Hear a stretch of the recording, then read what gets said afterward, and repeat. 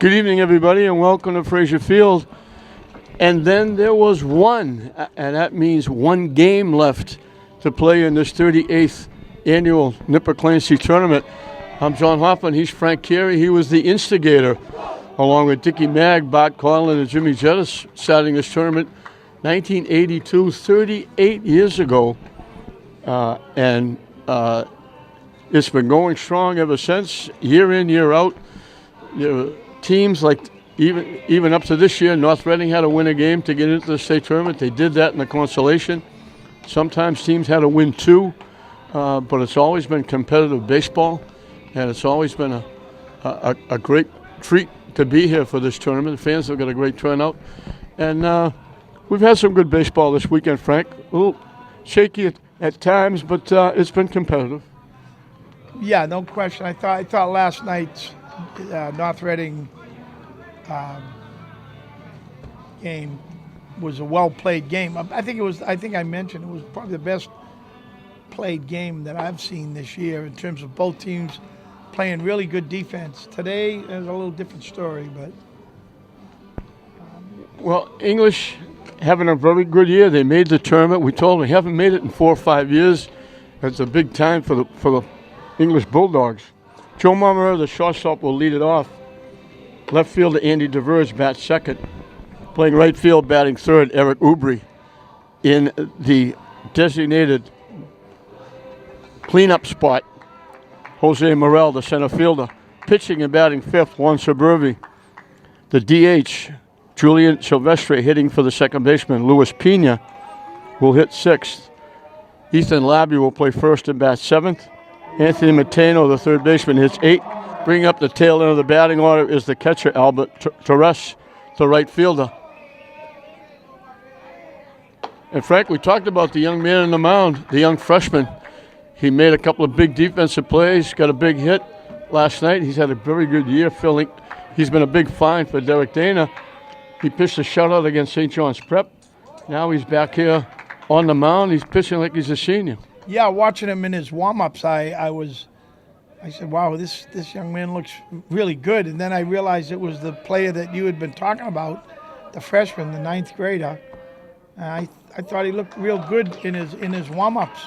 He's got good arm speed, good hand speed, and he seems to throw strikes. We'll see. You'd never know he was a freshman, even to talk to him. He's confident, and he starts it off with a swinging strikeout. They'll throw him out at first base. Not a bad start.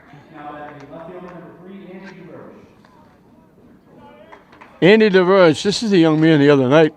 Fly ball to the outfield. He and Jose Morel collided, and he went down. And I don't know whether it was around the mouth area or the running. Kyle Ouellette covers a lot of ground in center field. He had to reach across his body being left-handed, but DeVerge hit that a ton. Ouellette took it away with a very nice play out in center field. But he put a towel to his head. I don't know whether it was his nose or above his eye or around the mouth area. And I found out from my camera person, who was very close to Joe Marmoretta, that it was his nose, and he had a bloody nose. And we're glad he's okay. Thank God he got out of it all right. Eric Ubry's had some very big hits for English to help him get into the tournament. Played very well in right field. He's up with 2 outs and nobody on.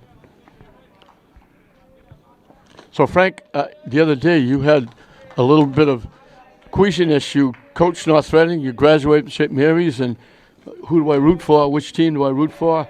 And now I'm not really in a quandary, but I graduated from St. Mary's, so obviously people say, well, you got to be a St. Mary's fan, but my 2 daughters graduated from English, and what most people don't know, I don't even, my wife knows, I spent a year at Lynn English High School.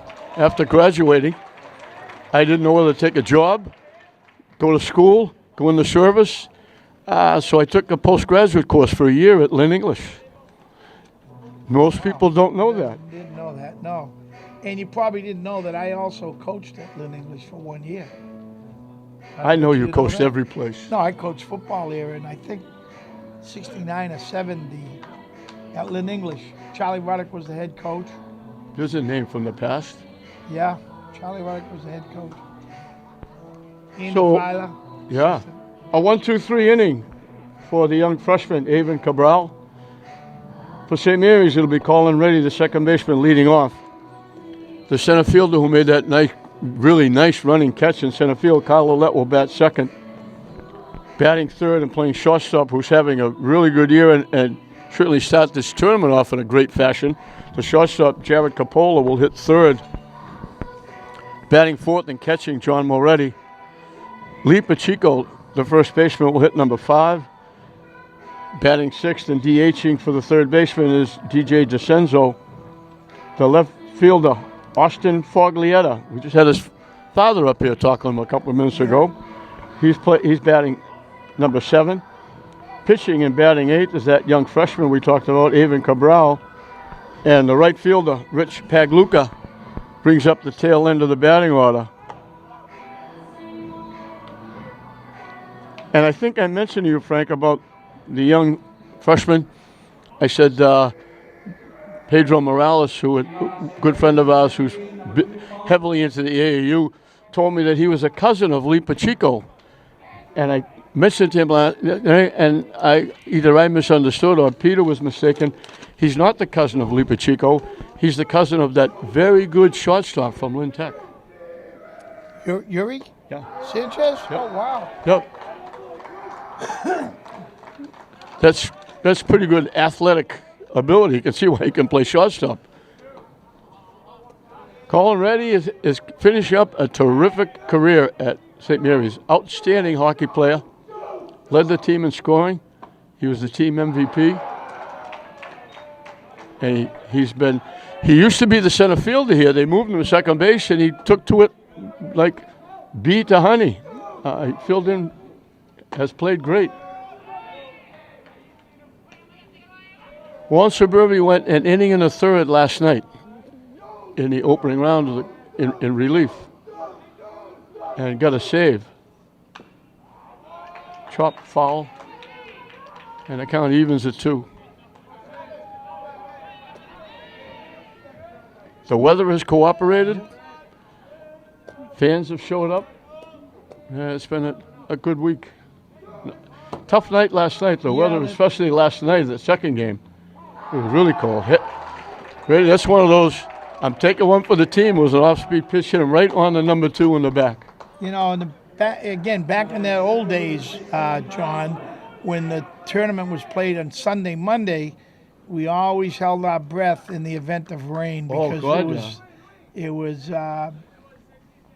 would create a problem because the cutoff date was always on Memorial Day evening at 6 p.m. I think that was the main reason they changed it to Friday, Saturday. Because it could have been. I remember calling up from the telephone down here in the stadium bowels, would call the tournament committee, and ahead of time I would let them know that we were playing it. In those days, the night game would be in the evening, 7 o'clock, and would call in with the score of the game, which we did, and they allowed us a little bit of a grace period.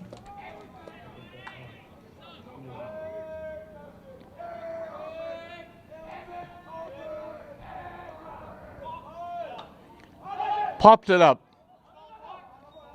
and the catcher picks it off. I don't know.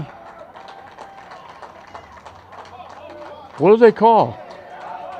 Catches interference? I don't know what the call is. They're moving the runner at the second base. The batter is staying in the batter's box. I thought I heard someone yell balk.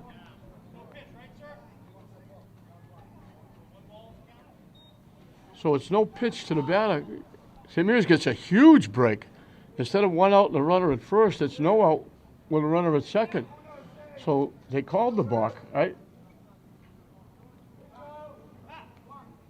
Dougie Mullis wasn't very definitive. Yeah. I didn't know. I had no idea what they called, especially when the batter stayed in the box. So a runner at second now with nobody out. Kyle Ouellette gets a reprieve. hits it to third. They held the runner momentarily, but then he takes off and goes to third. They didn't look him back very long. They had plenty of time, but they hurried the throw to get the out. And Reddy hustles over to third. Yeah, it was good base running. He Colin read that ball, read it well, saw the throw, and then took his chances. Just before that pitch, though, I did notice that shortstop was playing closer to the bag, almost like what you'd say double play depth, except there was nobody on first. So it left a huge hole between short and third base. Coppola hits this a long way to left field. All the way back off the fence. Boy, he's having a tournament. He is really stroking the ball. Yep, that's, was that 4 for 4? Yeah, he got 3 hits last night. I think they got him the last time up.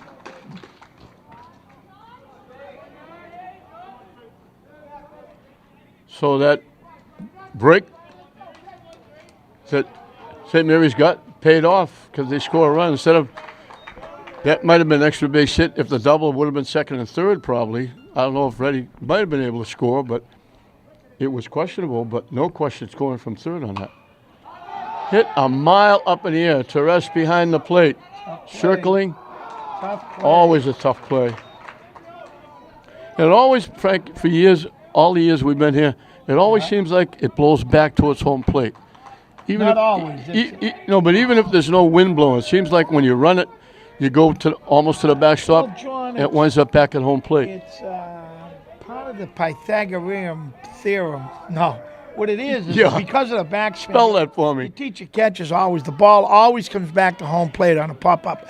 When it's out in front of the plate, the ball tends to drift away from home. It drifts away from the plate because of the spin on the ball. But behind the plate, your teacher catches. It always comes back to the plate. Always. Hit in the air to center field. Morel is there. And there's the one-handed catch. Yeah. I'm gonna give a bonus to. 2 outs. So that would have scored the run. So the run would have scored anyway. Even if he didn't score on the double, he would have scored on that fly ball. Lee Pacheco, the first baseman, is the hitter. These are new shirts, I think, for St. Mary's. I haven't seen these before. I like them because you can certainly read the numbers. Weren't they always though blue and gold? Well, they're always blue and gold, Yeah. but these baseball shirts, I haven't seen them wear these before. Again, hit a mile up in the air. Morel, the center fielder, comes on, One-handed. flips that glove out and makes the catch. Call for the ball. You could hear him from up here in the press box, though. He called for that. Good communication. I like to see that. He does a nice job. He takes charge out there, and he lets you know he's out there. So the hit batsman hurt. Another big hit by Coppola.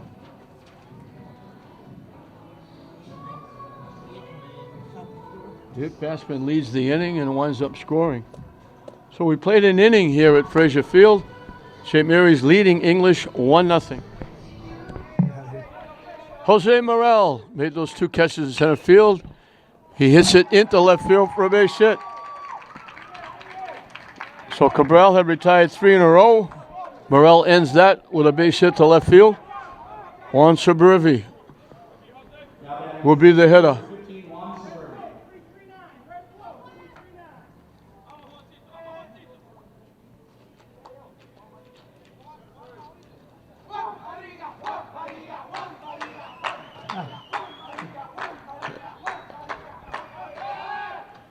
Did your kids used to cheer like that at North Reading when you were coaching? They couldn't speak English, actually, so they had a little difficulty with being bilingual.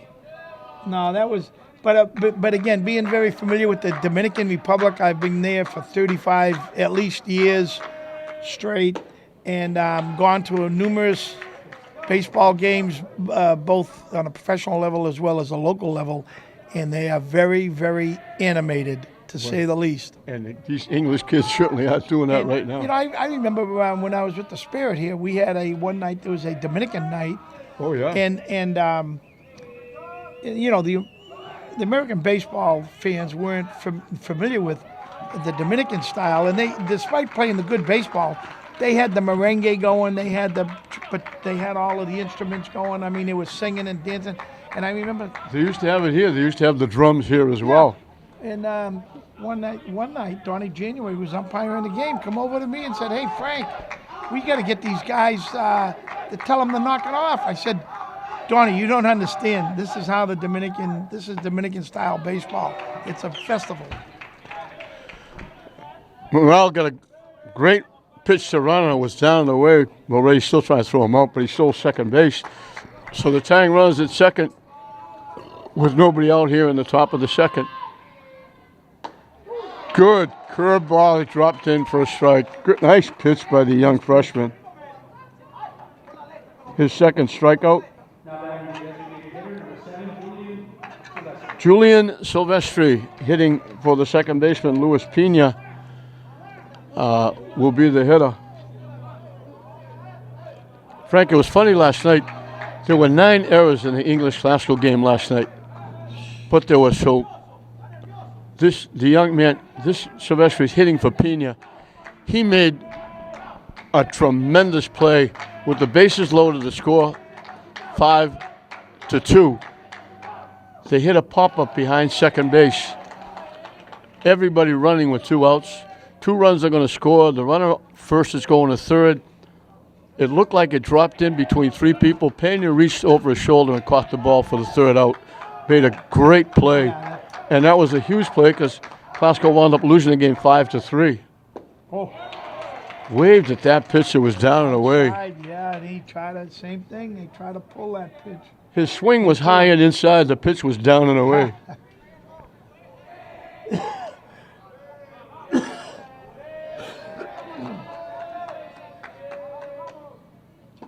And he did it again. You can't pull that pitch. You got to take it opposite field.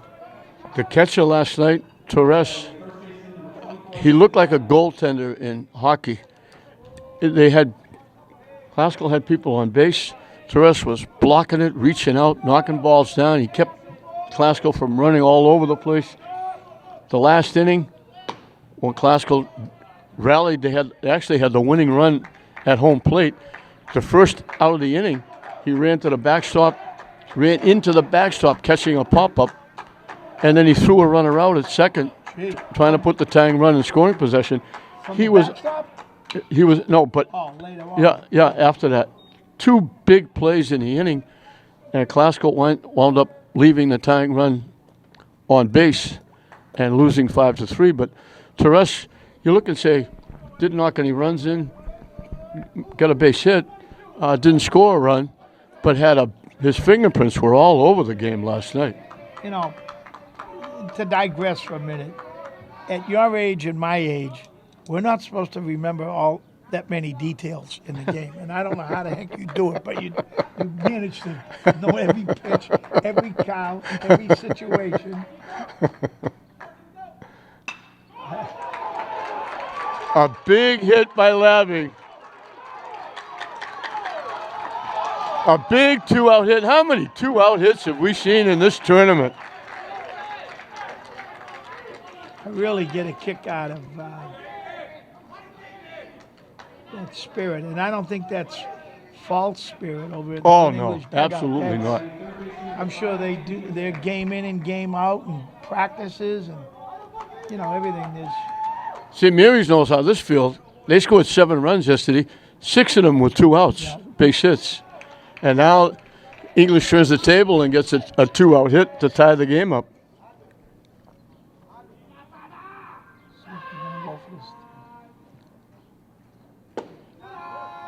In for a strike. Anthony Mateo, the third baseman. Let me see the clock. I am going to time the pitcher here, the catcher, on the steal. Good pitch on the corner. He moves the ball around well.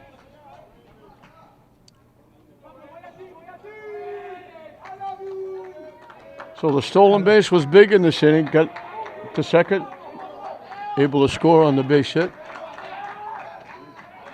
They almost picked that. They thought they had him. Pacheco thought he had him. That was awful close. Nice little spin move by Cabral.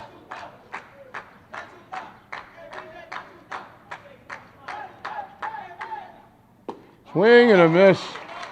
He strikes out the side. Yeah, the English is having difficulty on that with Cabral's breaking ball. I don't think anybody's hit that pitch successfully yet. No, they've been chasing it through it.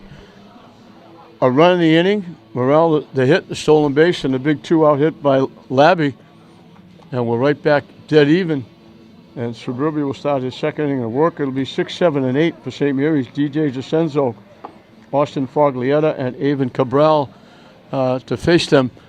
And, we talked about before, Frank, Nipper was a true character in the city of Lynn. He was a lot more than just one of the better baseball coaches we've ever seen around this area, obviously, but he was a lot more than that. He was a great person. He helped people. He worked for the city, but he helped his neighbors. He helped people. Anybody that needed a helping hand, Nipper was there. So what a great thing, a tribute to have for him here. And, Chipper and Jimmy, his two sons, ran this for a long time. They gave a lot of money out in scholarship funds, helped kids to college. Nipper would have been thrilled. Yeah, one of the things when Chipper took this tournament over, I can attest to this. Each of the schools that participated, including Lynn Tech, who was not involved in the tournament, they managed to get from the proceeds of the game and some of the sponsorships that the Clancy family got. But each of the schools were given $1,000, if you want to call it, scholarship, and with the proviso that we could do with whatever we want with that money in terms of which player it went to. But traditionally, I would give that money to our captains, and if there was two, they got $500 each. If there was one, he got the entire amount, or very seldom we have that. Or if there was three, you do the math. Well, no. I figured each school get 3 and you put 100 in your pocket. Yeah, well, that's it. To round it off, there was each got 300. That made 9, and I kept 100. You spent 100 at Tony's. Yeah, right, yeah. But no, they were very, very generous. And then there was a time also where us being the outside team coming into the city, that the money was provided from the gate receipts for our transportation. Long fly ball to left field. All the way to the warning track. DeCenzo in with a stand-up double. He hit that a long way. Foglia, the left fielder, is grimacing a little bit with that. I think it's his left leg or left foot. I think Luke Smith is going in to run at second base for DeCenzo. A long double by the offensive defensive lineman. He helped St. Mary's get to the Super Bowl. He's trying to help St. Mary's win the Clancy tournament.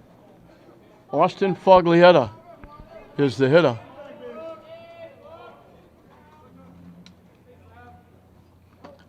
Up and away off the catcher's glove, not far enough for anybody to go anywhere.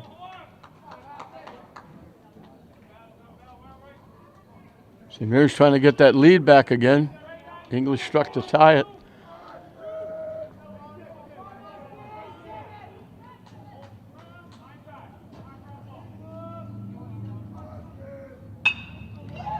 Line to the shortstop. They're going to get a double play. No, they don't. They threw it away. And the runner's going to wind up at third. What a tough break for Suburbia on the mound. That's an easy double play.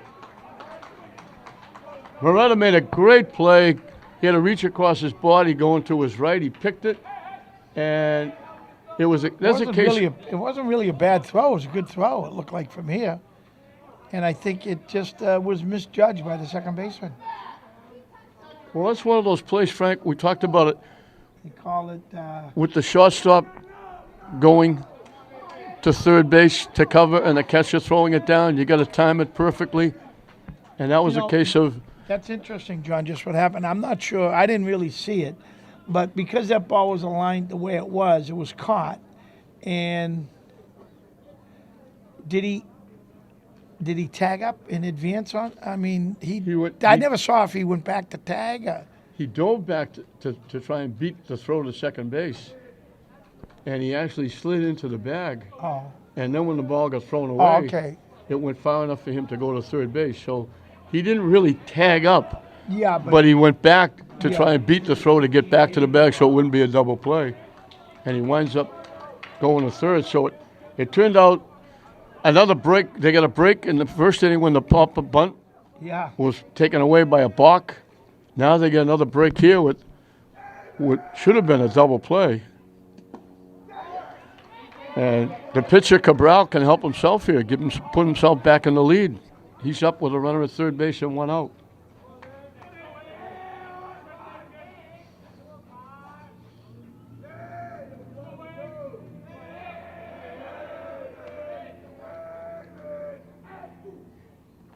Oh.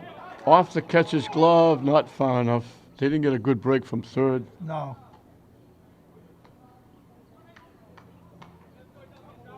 We've gone this far again without missing. You've probably noticed at home, if the ball is hit to the right side, you see a little bit heavier backstop because they've tied it up, trying to tie it up because this place is going to have to undergo but a lot of construction.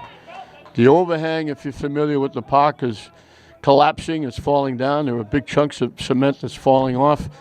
They've restricted any seats under the overhang. You cannot sit there. And that goes from the back end of the third base dugout as Cabral helps himself with a base hit and knocks in the run that gives St. Mary's their 1-run lead again. And all the way over to the beginning of the first base dugout, the seats are all cordoned off. You can't sit there.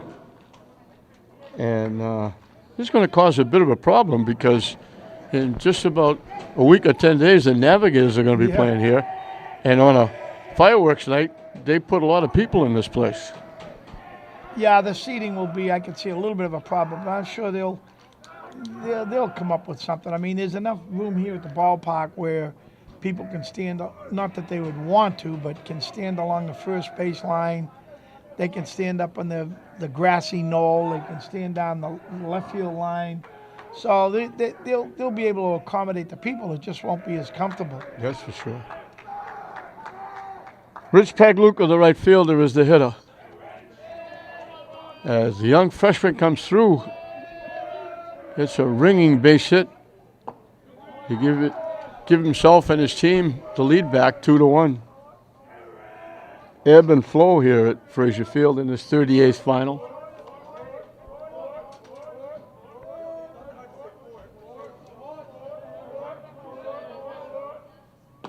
Squared the bunt. Pitch missed outside. I couldn't help but notice this morning, John, I was looking at the rosters of the New England college baseball team that has done a surprisingly great job in their tournament. And the Pagliuca, I believe it's his brother, a former St. Mary's player from Saugus, is in the lineup for New England College. We can also talk about Ben Bowden, who's now moving up the ranks. He was out for a while, but he's back. He's having a great year. It's nice to see. He's a terrific young man.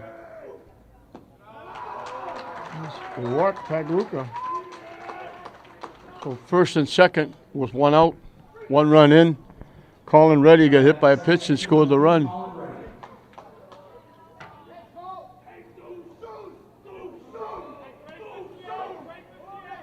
He got hit by a pitch, went to second on that balk when the bunt was popped up and they caught by the catcher, but they negated that, moved Reddy to second, moved to third on the ground ball and scored on Cappola's double. in for a strike. And now English deserved a better fate. Moretta made a great play, had a double play easy. The runner was way off the bag at second, and the ball was thrown away trying to get the double play at second. And the runner wound up at third and scored. Hit in the air. Long run for Ubri. Reaches back and makes the play. Cabral will tag up and go to third. Bobbled a little bit by the second baseman, but no movement by anybody. Reddy hit that pretty good, but Ubri tracked it down. Now batting center fielder number 16, Kyle Ouellette. Kyle Ouellette was the guy that popped the bunt up and was out, we thought, and then got a reprieve when they called it a balk on the pitcher. His ground out to third base, moved Reddy with some good base running over to third base from where he scored. Kyle Ouellette was the king at the prom, senior king at the prom. So I talked to him today before the game. I said, do I have to bow or curtsy or anything to you because now that you're a king? Well, that's They tagged him on the leg. Derek Dana's coming out.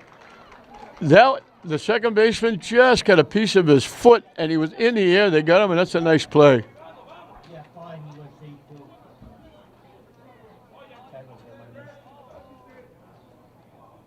So they make the play, but not before.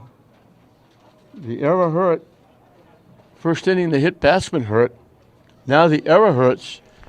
We've completed 2 here at Frazier Field. St. Mary's got their lead back at St. Mary's 2, English 1 at the end of 2. 9-1-2 for the Bulldogs.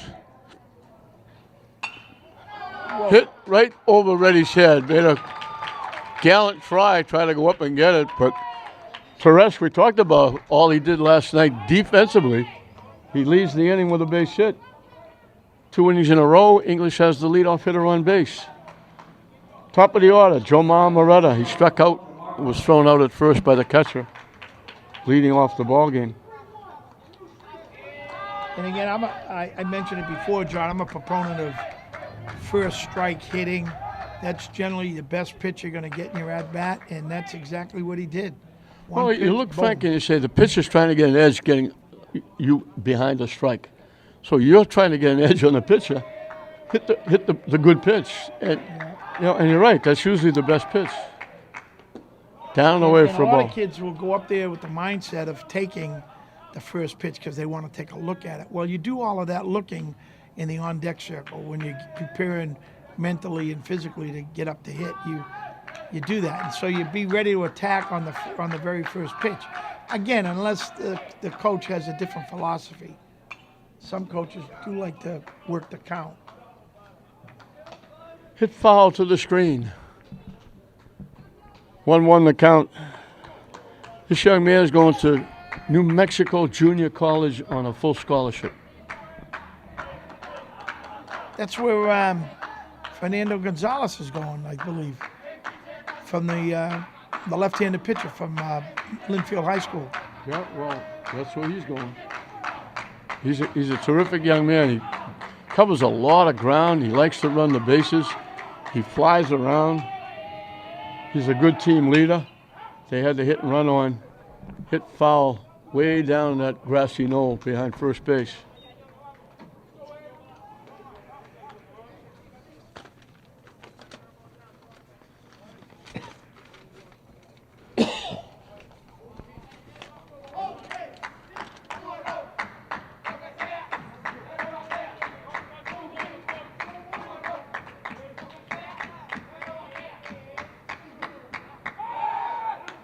Nice quick move. Pacheco thought he had him. He wasn't happy with that call. You know what? I brought this up before, Frank, and it just gives me a little bit of a smile and a kick. The balls that hit foul, and the kids on the bench go chase the foul balls. Yeah. St. Mary's always sends 2. Oh, they do? Really? You see them coming back. Yeah. Well, They pitch out. Jeez. They bobble the ball. He's safe. He was. I don't know if he would have got him. He was up in front of the bag, Right. and he would have had to reach back. So I don't know if he would have got him. But they scored this way by getting a hit and a stolen base. They got a 2-out hit. Now they do it again. They're tying run at second base with nobody out. I know that's a situation that sometimes frustrates catchers when they make a decent throw down to the bag, and the bag man, whether it's short or second, comes up and takes the throw, and by doing that, they virtually give the base runner the base. Yeah. And the catchers, I think, get a little frustrated at the fact that the guys come up and take the throw. Sometimes you have to. It's the guy's clearly safe. You come up, cut it off. Line to left field for a base hit. Oh. Off the left fielder's glove. That's an error. And that's going to allow the runner to go to second base. Oh. And a collision at home plate. They went up to celebrate. Teres just ran right over. Holy, DeVers just got wiped out the other night. Yeah. Now he gets wiped out again at home plate. He was going to celebrate with Teres, and Teres ran right over him. That was. Moretta gets the base hit and the RBI. The ball was bobbled in the outfield, so the error in the outfield allows him to go to second base. And again, a hit and a stolen base and a base hit. This one with nobody out. And we're back even at 2. They square the bunt. They take the pitch down and away. DeVers flies to center field his first trip. But that's Teres. He runs, he jumps. He's the most energetic person you've ever seen, the catcher. He's all over the place. And he just ran right over DeVers.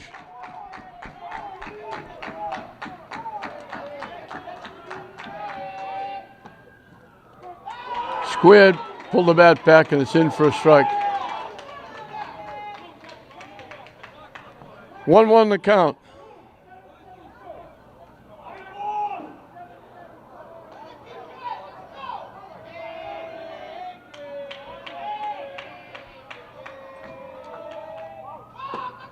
Missed the bunt. We call that. Nobody covered third. Moretta, what a great job. There was nobody at second base. He got way off the bag at second. He hesitated because the third baseman went back to cover. And then the third baseman started to walk toward home plate. And Moretta, boom, steals third. What great base running. I think what may have happened, John, I don't know, but I heard someone yell balk. And I'm not sure if that resulted in the St. Mary's team just thinking that play came to a stop. And I thought maybe for a moment it may have been the umpire that called it, but. Well, Moretta was way off the bag. Yeah. He was almost 3/4 of the way third because there was nobody covering second. And they looked and said,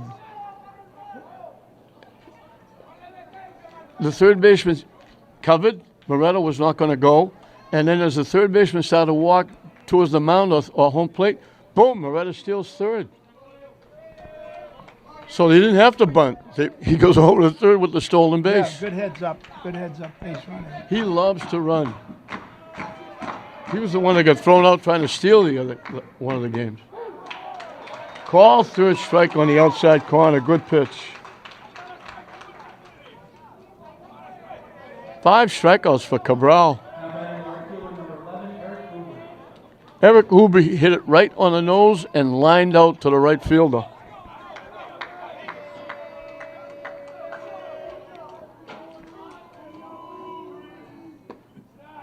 On the corner for a strike. Ruby last night in the game, he's a good hard hitter. Put a perfect bunt about 5 feet down the first base line. Nobody covered first base. He got a base hit, loaded the bases, and all 3 scored in the inning. Oh, wow. Oubre. Oh. Foul ball. 0-2. And Glasgow came out of the dugout screaming that he stepped out of the batter's box when he bunted the ball, and he didn't get the call. That happens more often than not, but it's difficult play for the umpires to see because, he went. He tried to hold up, and he went. That's a big strikeout. I think Cabral thought there was 3 outs. He was going to the dugout.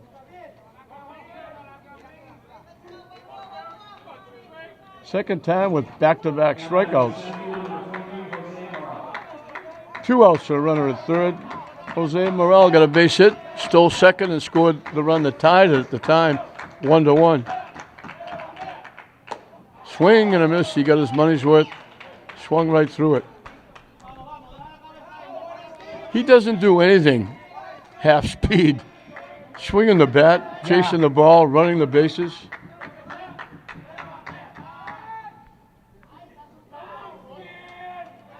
Moretta likes to dance around at third, distracting. I don't like the fact that he's that far in foul territory, John. I know they tell you get in foul territory so you don't, if you get hit with the ball, it's not an out and all of that stuff. But I just actually prefer to see the players just inside the chalk, either in foul territory or on the line, because it dissuades the catcher from attempting to pick you off on a throw down to third base. And I can honestly say in my entire career, I've never seen a runner get hit in fair territory with a hit ball. So the point is, I think it's better off if you stay right on the chalk. You don't, depth perception is blocked with the catcher, and you prevent him from throwing straight down to the bag. See, right now, you see the angle he's got? Yeah, he just got picked off. He just got picked off. Great move. Nice tag by Moynihan, the young third baseman.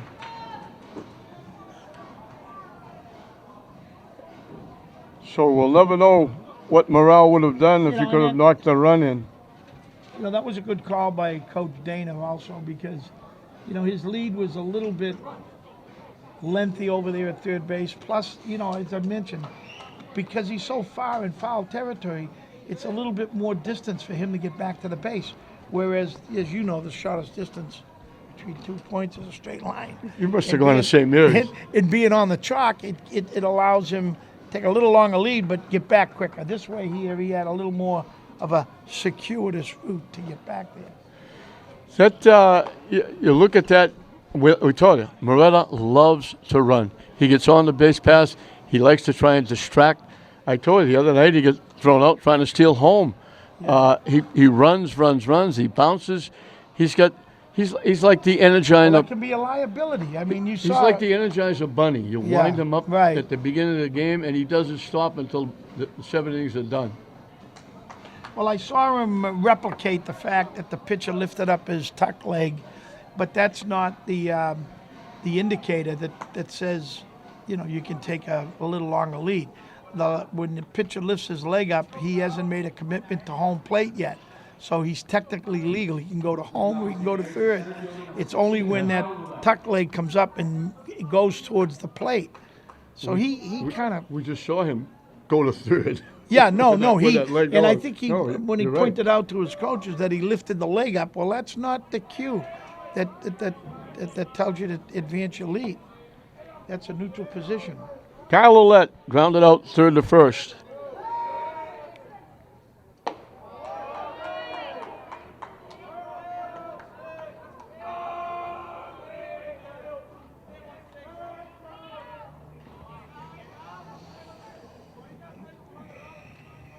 Juan is their number one pitcher, John?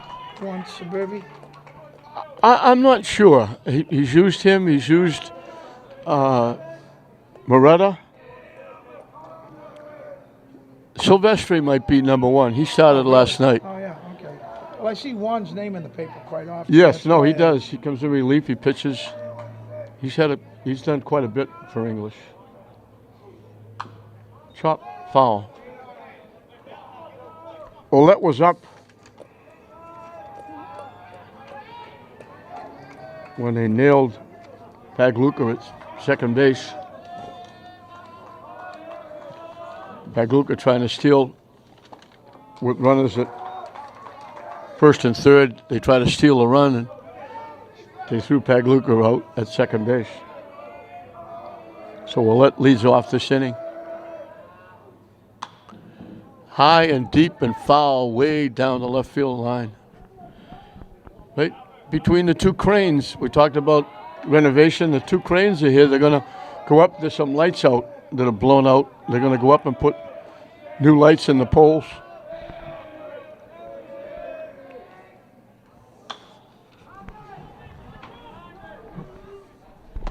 Tavares settles over in foul territory with the one-handed catch.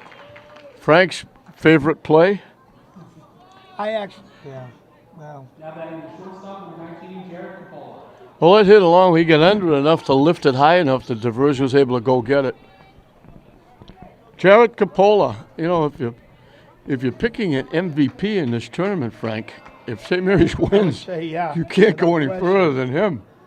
without question. Little lollipop curveball drops in for a strike. He's played very well at shortstop, and he's hit the ball a ton. 2 bombs. Yeah. High in the air to short center field. Morella drifts back and makes the little basket one-handed catch. Two away in the third. John Mulready, the catcher, flied to center field his one trip.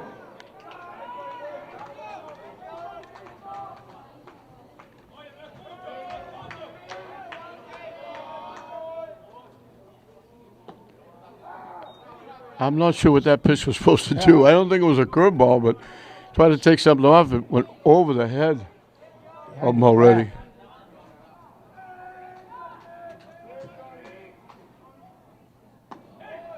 Fishing inside for a ball.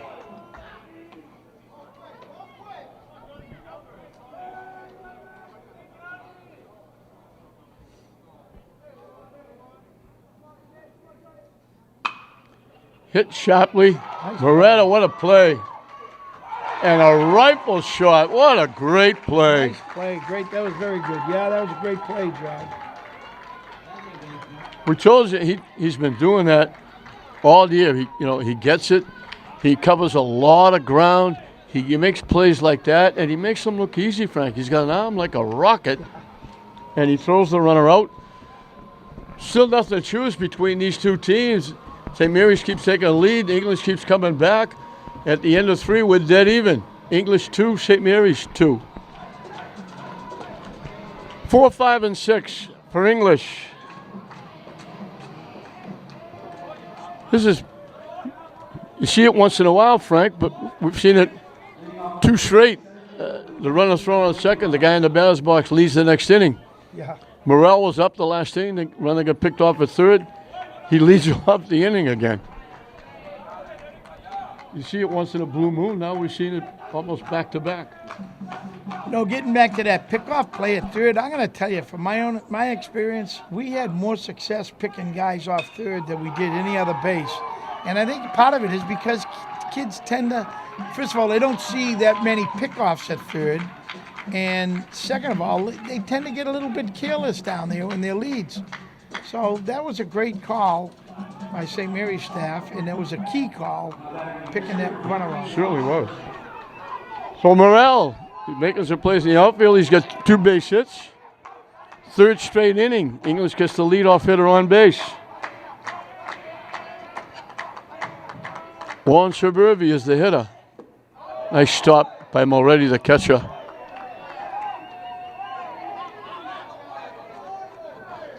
Seems like Mulready has been behind the plate forever for St. Mary's, and I think he's only a junior. Yeah, he's been there since his freshman year. He's a big, strong kid. He's a Peabody kid.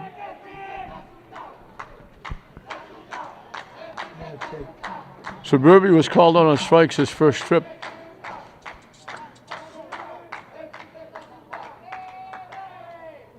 Nice stop again by Mulready. The pitch broke down and away.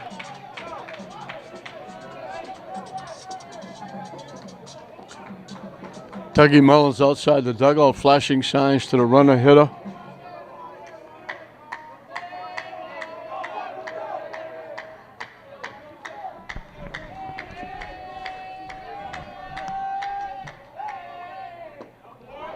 Good pitch on the corner for a strike.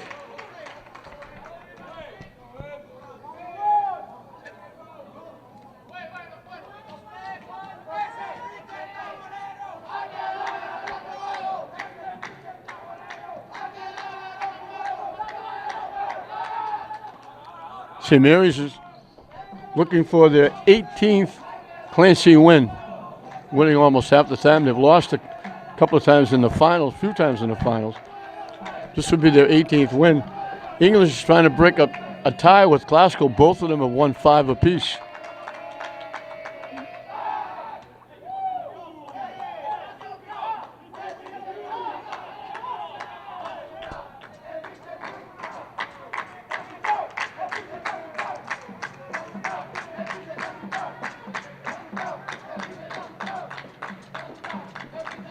It's a 2-1 pitch, up and coming.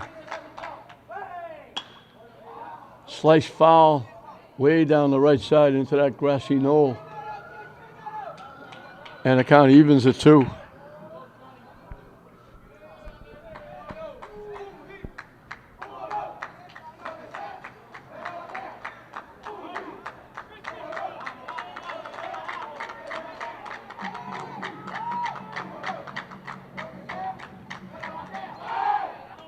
Long pause, little closer play at first base on the attempted pickoff. Trying to get a time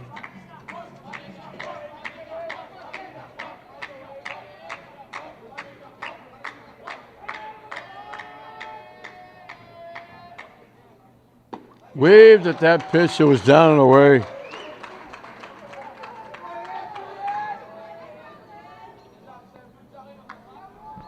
Julian Silvestri, the DH hitting for the second baseman. Luis Pena is the hitter. He struck out swinging his one trip.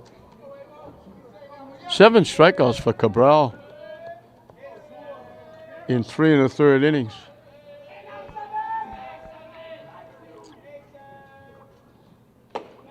That looked like a pitch out. I think they thought he was going. Yep, that was a pitch out.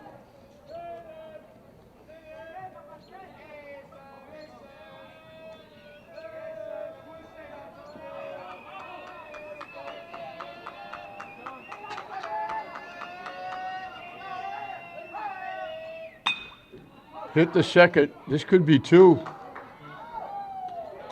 Nice turn in the middle by Capola, and a nice pick at first base by Pacheco when they turn the double play. And they get out of the inning. The leadoff hitter is left, actually knocked out. He faced only 3 hitters with the base hit, and the pitcher's best friend, the double play. Yeah, that was well played. You know, the reason I've been a little bit silent, I'm trying to get the times of the pitcher. And Cabral has got a very, very quick and good move to first base, again, for a right-hander. And he actually gets the ball over there in 0.9 of a second, which is extremely fast, quick. And his time, when he delivers the ball to home plate, is somewhere, it's about 1.1 to 1.2 seconds. Meaning that if the base runners steal, they're not certainly going to steal on his slow move to home plate. They're going to be stealing on the catcher's release time or inaccurate throw. So as a coach, you got to, pretty much tell your guys, look, we're not going to be stealing on the pitcher. If anything, we're going to steal on the catcher. But to be honest, mathematically, it doesn't look too good for stealing bases. Well, I listened to all of that, Frank, and I say, did you ever think when you were at St. Mary's High School and you were flunking math that you would know all those intricate half-second, 10 seconds, 3 feet, 2 feet? Well, I flunked math in class, but out of the classroom, playing poker in the schoolyard, I did pretty good.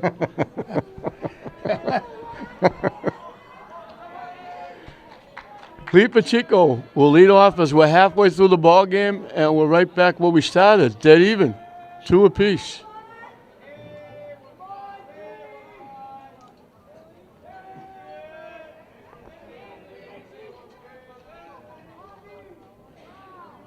Oh. And that stationary statue took that hit right on the number 3. And the looked a little bit like Louis Tion out there with the spin move on the mound. I think Juan better dump that pitching maneuver. 3 times in 4 innings, St. Mary's has the leadoff hitter on. T.J. DeCenzo got a double. And running for him was Luke Smith, who scored the run at the time, put St. Mary's back on top. And we know when 2-1. the leadoff guy starts off getting on base, that does not loom well for the. Yeah, or even when you get an out and the second guy gets on base, right? As you talked about in yesterday's game. Well, I proved my You were point. very astute. Saying that ends the inning because the first guy made it out. And lo and behold, they wound up scoring that inning. Sleep apnea.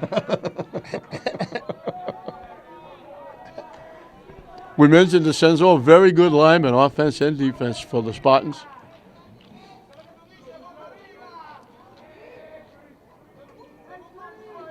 He's finishing up a good career.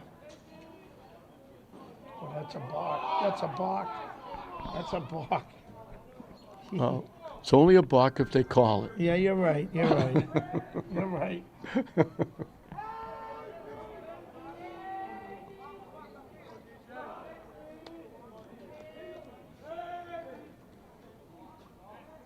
Toss over. We're thinking it's a balk because he broke his hands before he stepped off the rubber. Actually, what he did was he kind of had a little bit of a body movement going forward, and what? Well, luckily he stepped off the rubber there because that would have been a balk. Yeah.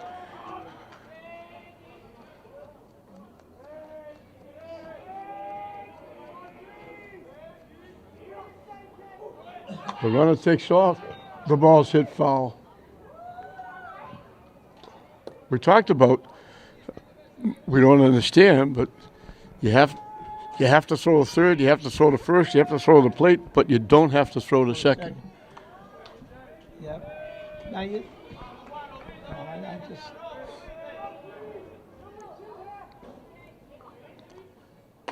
High for a ball.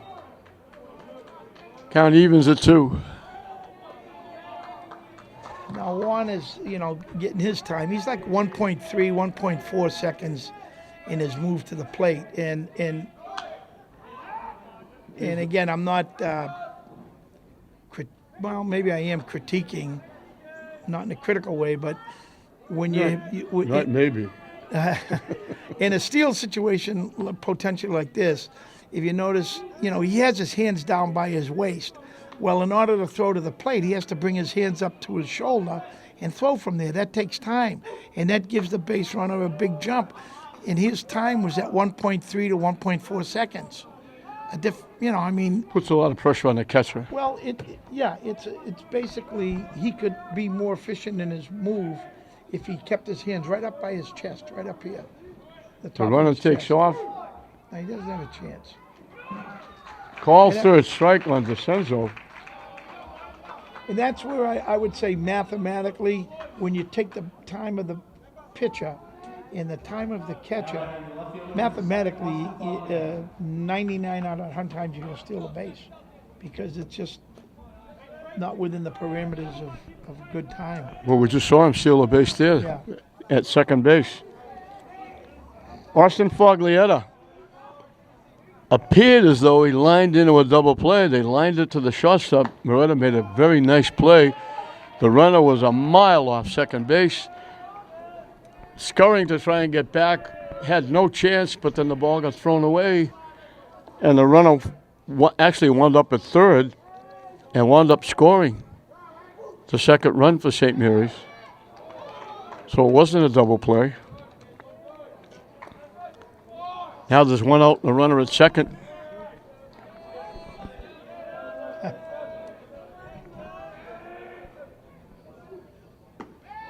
Down and away. Juan, with that type of delivery he has with his hands down by his belt. I remember way back when Bob Stanley, the relief pitcher for the Red Sox, was a North Reading resident. And I actually had the audacity to go up to him one day. And I said, Bob, I saw you pitch and Freddie Patek was on first base. You had no chance of throwing him out on a steal. Not you, but your catcher. You had no chance of picking him off. And he looked at me quizzically and, well, why?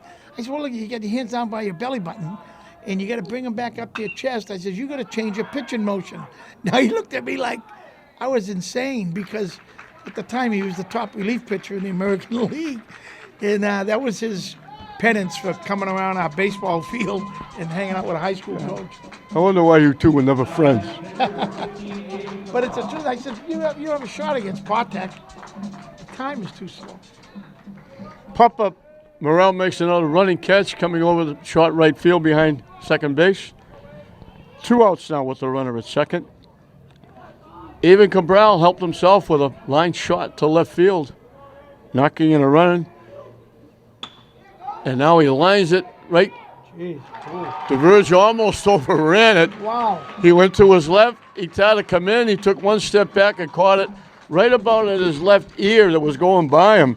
Cabral hit that a ton, and he lines out to the left fielder. So St. Mary's gets the go-ahead run at second. Suburbia gets a strikeout and gets 2 more outs in the inning, and he shuts St. Mary's down. We're through 4 here at Frazier Field. Now, still nothing to choose. English 2, St. Mary's 2 at the end of 4. Ethan Labby got a big base hit, a big 2-out hit, and we've seen a ton of those in this tournament. We saw 6 of them that St. Mary's got yesterday.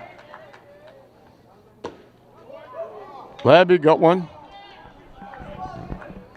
At the time, tied the game up. St. Mary's came right back and got a run in the bottom, I think, to take the lead back. And then English answered, coming back with a run in the third.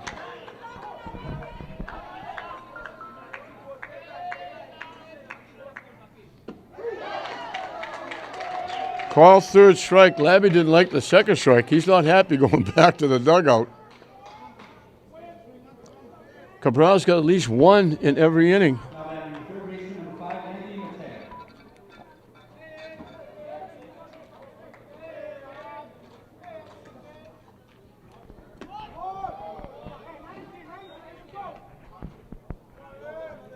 Anthony Mateo struck out swinging. His 1 trip.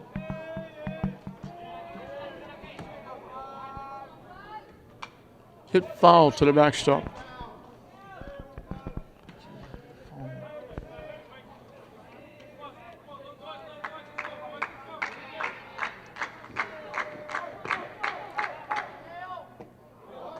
Tried to hold up and couldn't, and broke down away, and you hate to do that because it doesn't make you look good when you're in the basketball. Yeah, that's hit foul back. Count will say 1 and 2.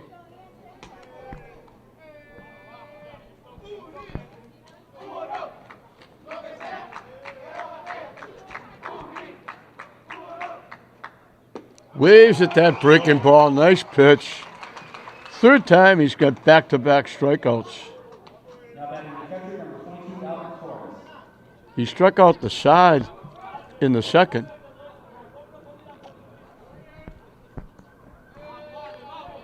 Albert Torres lined the single to right field, stole second, and scored the run that tied it up in the 3rd. Takes the pitch for a strike. And celebrating scoring that run, he wiped out the Verge and knocked him down. Yes, he did. No.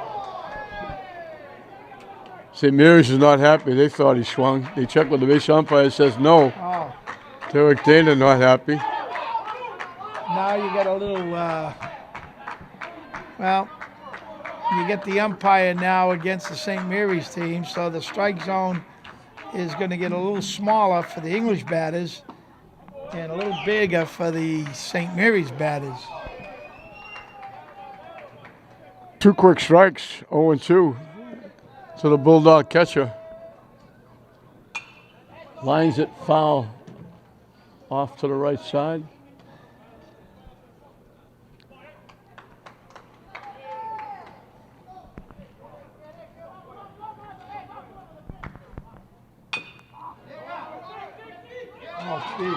Cabral can't make the play. They're going to reach on the error. He went up, looked like he was going to make a nice play. Went high in the air like he was trying to get a rebound. Off the heel of his glove, then couldn't pick it up. Very descriptive. That's exactly what happened, John. And it turned out to be, it looked like it was a tough play. You got to score that to hit it, right? He won. You are tough. You are tough. That's a play you're supposed to make. You know that. I know you being a former pitcher. Of note. Throw that in. Yeah. Hit the left field for a base hit, and it gets by the left fielder. They're going to keep going. They're going to send him. Not in time. He scores. Moretta, who can run. Yeah.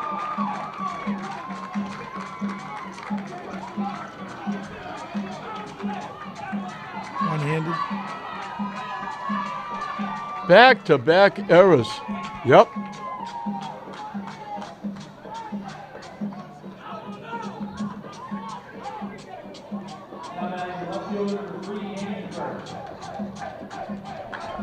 You know, there are times when an outfielder has got to become an infielder, and you charge the ball, but you get down on it and get the glove out in front. What a great play by Moretti. He reached in the seats and picked that off. What a great play.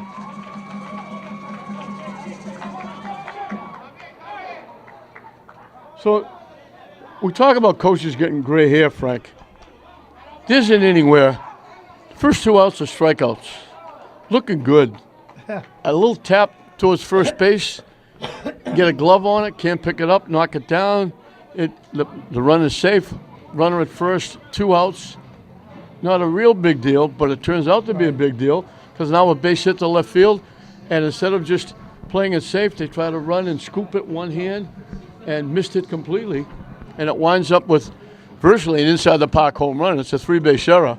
Yeah. But Mateo, he loves to run. He can fly. He went around, and all of a sudden, a 2-2 game is now 4-2 English. Yeah, and and again, unless you're talking about the game-saving play, what I call in the last inning, and the winning run coming around to score, maybe that's when you allow your outfielders to charge the ball aggressively, one-hand it, and come up throwing all in one motion, getting the momentum behind the throw. But in that situation, it was, miscalculated. I think they should have just gotten down in a regular infielder's position, block the ball, keep the glove in the 5-hole, and just hold them to a single. Yeah, I mean, all of a sudden, you look and say, okay, base hit, now it's going to be 2 on with 2 out. Still got, now we play at any base because we got 2 on. But all of a sudden, we don't have a play at any base because both guys are scoring because the ball went all the way to the fence. Yeah, and Moretta, who can fly, scores. Not to fault St. Mary's on that, but again, at the 8 or 10 high school games I've been to this year, that's all I've seen from the outfielders in their play. And I don't know if it's an epidemic. I don't know if it's from watching Major League Baseball, but that's really not a high percentage play. Because even if you nub it and the kid's an aggressive runner, there's a good chance he's going to get a double out of it, which should have been just a single. Right. So Suburbi now, for the first time in the game, is pitching with a lead. Rich Pagluca will lead it off. He walked, and he was the one that walked for first and third, and he tried to get hooked up when they went down, and the pitcher actually threw him out at second base. First 2 are out of the strike zone. Pagluca then back to the top of the order, Colin Reddy and Kyle Ouellette. So for the first time, St. Mary's I knew needs a lead. He's going to hit. I think he's going to, I'm saying to myself, he's going to hit this batter.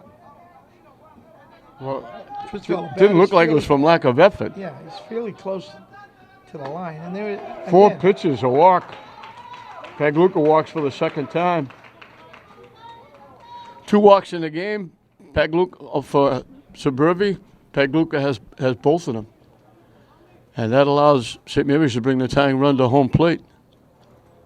Colin Reddy got hit by a pitch and scored and flied to right field. This is a terrific young man, Frank. We talked about hockey player. We talked about baseball player. We're going to have a change of pitches. Labby's going to go to the mound. I think Suburbi's going to go to first base.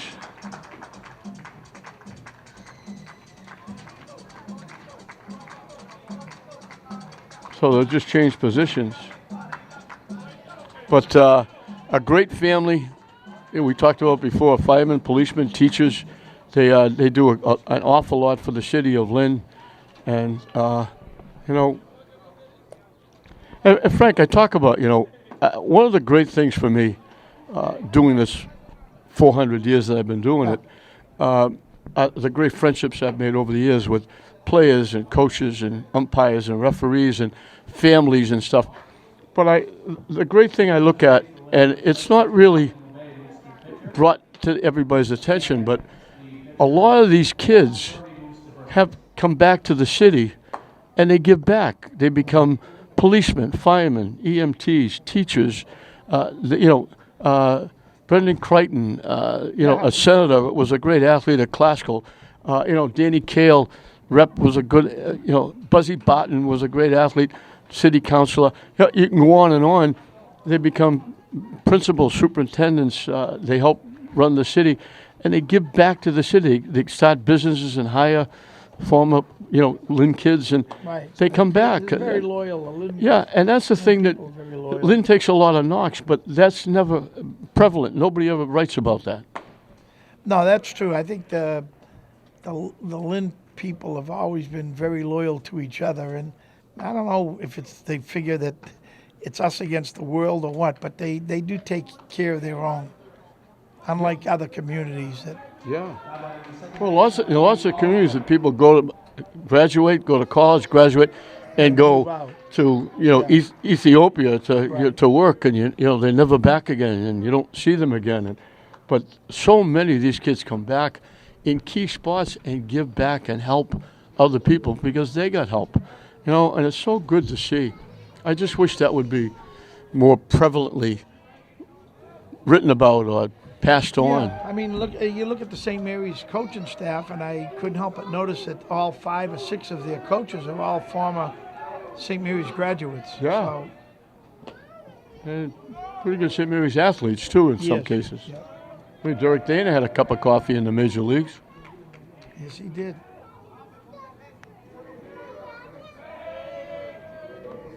Ready, showed bunt, pulled it back, and missed for ball 1. So Labby is the new pitcher. Suburbi goes to first base. Throw over, gets away, but not far enough for anybody to go anywhere. So right now, Suburbi has gone 4 innings, giving up 2 runs. One of them was earned, one of them was unearned. Giving up 3 hits, walked 2, struck out 1. Ooh, wow, that was off the plate. Yep. It looked like from here. He hit 2 batters. The walk on the hit batsman. One of the hit batsmen led off the game and wound up scoring. It's the guy in the batter's box calling ready. The runner takes off. The ball's hit foul down the right side. Too far for anybody to go get it. I couldn't help but notice all of those freeloaders out there in right field that neglected to pay to come in to the stadium. Am I correct in my assumption? Well, you're assuming that they surely did come in the park, so I don't think they sent any money to the gate. It's our good friend Buzzy out there. Probably. A whole bunch of people sitting on the hill.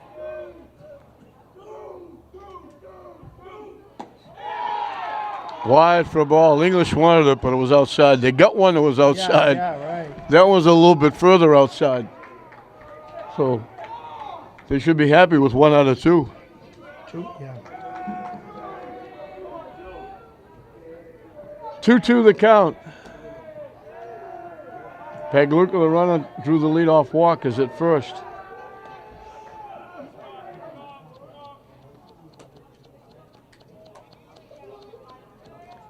Labby came in the game that English solidified the state tournament. Pitched extremely well. He retired like 7 in a row. The runner takes off. Hit to the right side. Knocked down by the second baseman. Out at first. Diving head first, you lose a step going to first base, I think, Frank. I'm not. I'm a proponent of head first slides in the first base as a player and as a coach. But they claim that, it's 50-50. I've heard both ways. I've heard accounts that, or data on both sides of the coin on that one. I just prefer to see it. I think it shows a little extra hustle and being aggressive and all of that. So I'm a big fan of head first. Curveball just broke at the last second, caught the inside corner. Ouellette's grounded to third and flied to left. He hit a long fly ball to left field. Where you clearly lose a step going down the first baseline is when you see the young kids anticipating jumping to the bag. When they jump to the bag in the air, that definitely clearly has been proven to slow your time down as opposed to running straight through the base. That was a nice play by Pino on that ground ball to the right side. He had to go way to his left to get it, to throw Reddy out. That looked like a base hit to right field. Way inside. They throw the ball down and they throw it away.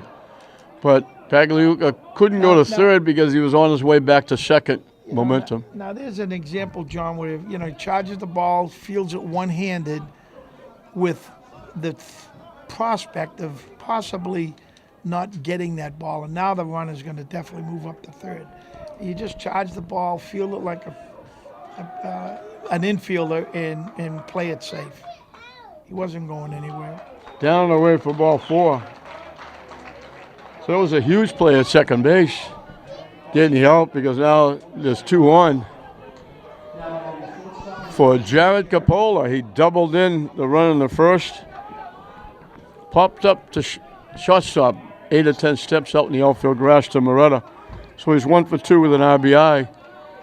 And I think if you're St. Mary's, this is the guy you want up there. Yeah, and I'm noticing, geez, he's really, really close to the plate. I mean, and that's a pitch that.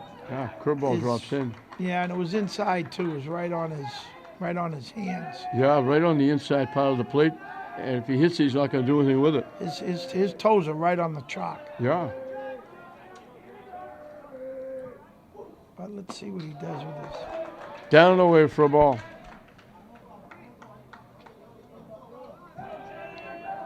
That could be a hitting strategy also, that by being so close to the plate, he's forcing the pitcher to pitch him inside, and I was just going to say, he pulls the ball, and they get a double play.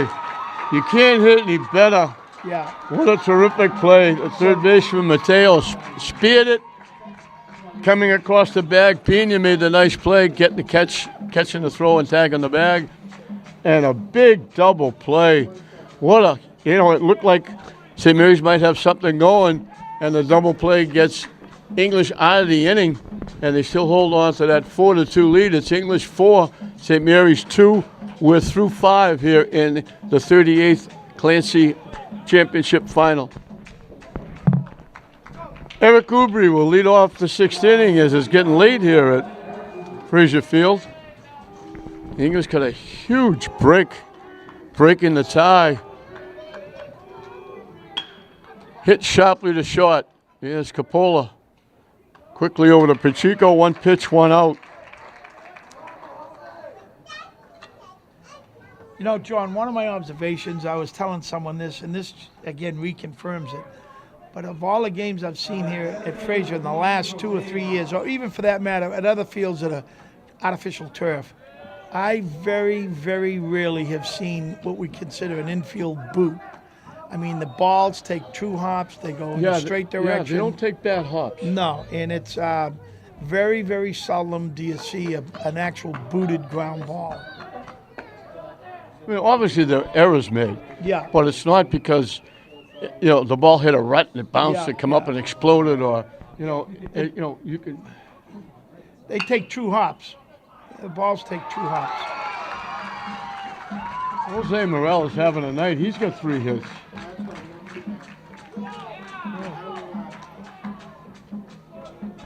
got 3 singles. He scored one of the runs. He's made a couple of plays in center field. He's having an outstanding game. Threat on the bases too. Yeah. Yeah. Yeah, he's got a stolen base. He might have had another one, but they got the 4-6-3 double play before he could do it. Right. One Suburbia struck out twice, once called and once swinging. Hit up in the air, long run from Pacheco. We're not going to get there. It's up in the seats.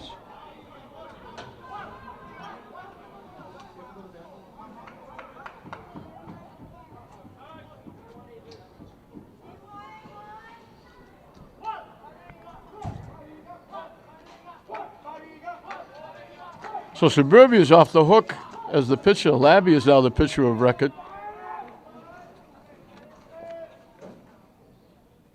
Hit foul.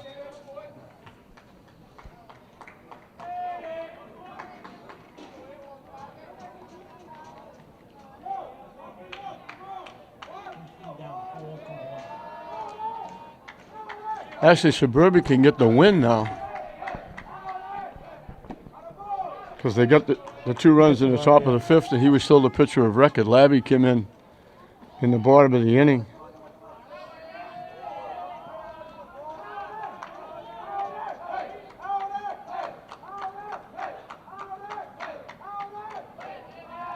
Brown stepped off. So the final tally on Suburbia, he went 4 innings. Gave up 3 base hits. Walked 2, struck out 1. Hit the center field. Ouellette will make the play.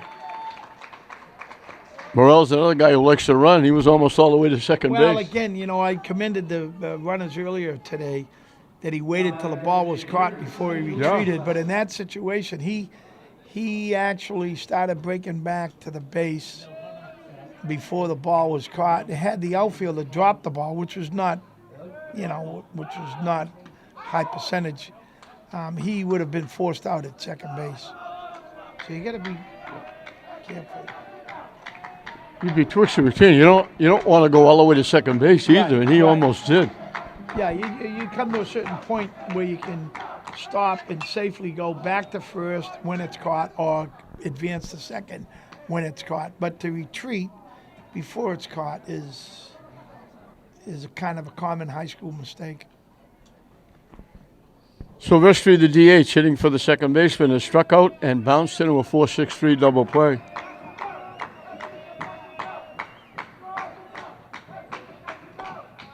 That looked like a pitch out. They thought he was going. They threw it up and away. 1-1 the count. Silvestri did a nice job on the mound last night when English got a little bit of revenge against Classical. Classical had beaten them 2 straight games. Ooh. That broke way down and away. And Morel was, I'll go, I won't go, I'll go, I won't go. He was back and forth. He started, stopped 3 times. There's the 2 players going for the ball. St. Mary's always sends 2 kids. They want to make sure they find their way back. Yeah. But I kind of missed out. I haven't seen that Classical, when Classical used to have those enthusiastic ball chases, and they would retrieve that ball sometime before it even hit the ground, and then they sprint back and hand the ball diligently to Jeff Walden, who was the coach. Yeah. Well, they used to chase it down the right. Yeah. And if somebody went after it, they raced to get there before they did. It got to be amusing for the fans. It was an ego trip. Yeah. It was, when you went to the ball games and they show you the foot race on the Jumbotron and who's going to win the race. Well, that's what it used to look like. Yeah. The Classical kids against the opposition racing to the ball. And they never got paid for it, but Jeff Walden always gave them points. Oh, he'd say, you got 2 points, you got 3 points. Oh, really? Hit the third, long throw across the diamond. They throw it away. Wow, that was a break. I say it was a break because when it hit the fence, instead of hitting the fence and rolling down the fence line, it must have hit a spoke of some sort, and it came right back to Pacheco at first base. Otherwise, it may have rolled down the right field line a little further. That was a tough play for the young kid. That's an infield hit and an error. Puts runners at second and third. And brings a trip out to the mound for Derek Dana. Young Terrence Mahoney started to get some playing time the last couple of weeks. He's been in the outfield. He's been at third base. He's made some nice plays. He's only a sophomore. And that was a play. That's a long throw across the diamond. He tried to get there quickly, threw it high. And you got to throw it high to get over Pacheco's head. He's a very good rebounder in basketball. Yeah. And threw it away. So I don't think he would have got him anyway. I think it was a base hit because it wasn't hit that hard. But then the error moves the runners over to second and third. So instead of first and second with a play at any base to get out of the inning, it's second and third. And Labby, who is now the pitcher, can help himself. He's got an RBI single. Last time he was called out on strikes. Pushes the bunt down the first base line. Pacheco tags him. They try to get a bunt for a base hit. They get him out. So the error doesn't hurt.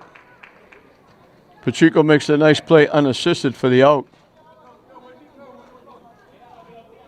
Obviously trying to bunt for a hit with two outs. Actually, if the ball had been a little bit more to the first baseman's right, he almost found no man's land. He would have, exactly. He would have beat that out, and it would have been an RBI. And I'm sitting here saying to myself, what the heck is he doing that for? But actually, he wasn't. You know, he's got obviously confidence in his bunting skills, and it was just off by maybe 2 feet, 3 feet. Otherwise, he would have beat that for sure. Good effort. So we're moving to the bottom of the sixth. The calendar is getting a little later on the wall as St. Mary's is down to the last 6 outs, and they need at least a couple to get back in the game. Yeah, at this point, I think in the game, you tell your team to just get outs, you know? Get an out somewhere. Get outs. Don't, like, a classic example would be, let's say you got to run around first. Like last night, I think it was a hard ground ball to the second baseman's left. Yep. He chose last night to go to second. They just got him at second, but you and I both agreed it was an easy play to first. Yep. Get the out, and, you know, so let him get in the scoring position, but get an out. At this point, outs are important. John Moretti, Lee Pacheco, TJ DeCenzo, the middle of the St. Mary's batting order as we start the bottom of the sixth. And Frank, I have to say, I'm not trying to downgrade the performance because English is having a very good year. But coming into this tournament, if this score hangs up, there's going to be a huge upset in this tournament because I don't think anybody thought that English would win this tournament. They were playing a classical team that beat them twice. They're playing the St. Mary's team that's having a very good year, coming off a 7-1 win over North Reading. So it would be a big feather in the cap for Dougie Mullins and the Bulldogs. Yeah, I think this would be very, very motivational, too, for the Lynn English kids, where they haven't won this tournament in a while. And this probably is very meaningful for them. They're getting ready for the tournament, as we've mentioned before. So, and not to mention the spirit, the enthusiasm that they have, even when they were behind in the game. So this should be proved to be. It's going to be nothing but a plus for the Bulldogs. Whoa, that one right. Hit back to the screen. The netting is only like half up, so they could actually hit a ball in the press box. So I'm depending on. I was the pitcher in fast pitch. Frank was my center fielder, so he bailed me out a lot. So I'm hoping he'll bail me out again. Off-speed curveball dropped in for a strike. Moretti has flied to center and grounded a short. And again, getting that first out in these late innings like this is really critical. That didn't miss by much. As opposed to putting them on base, the first batter. Yeah, St. Mary's needs base runners. And they got a little action down there in the bullpen, too. Oof. Pushing low again. Count evens at 2.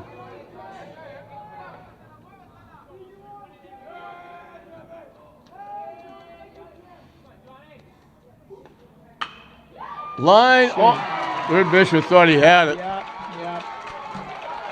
making the turn Look at this. in, and they throw the ball away, and he's going to go to third. Now here's another bad throw. Oh, Wow. And he saved it. I was going to say, there's another.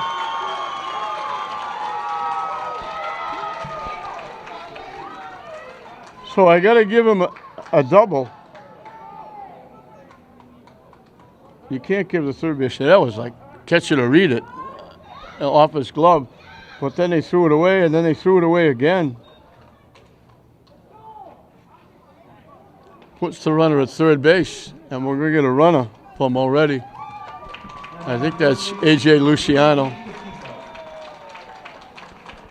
Pete Pacheco was fly to center and get hit by a pitch.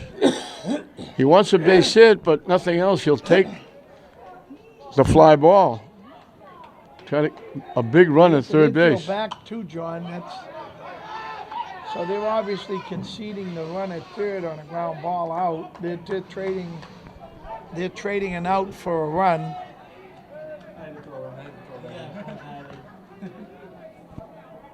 So nobody out, a runner at third. English leading by 2. High for a ball.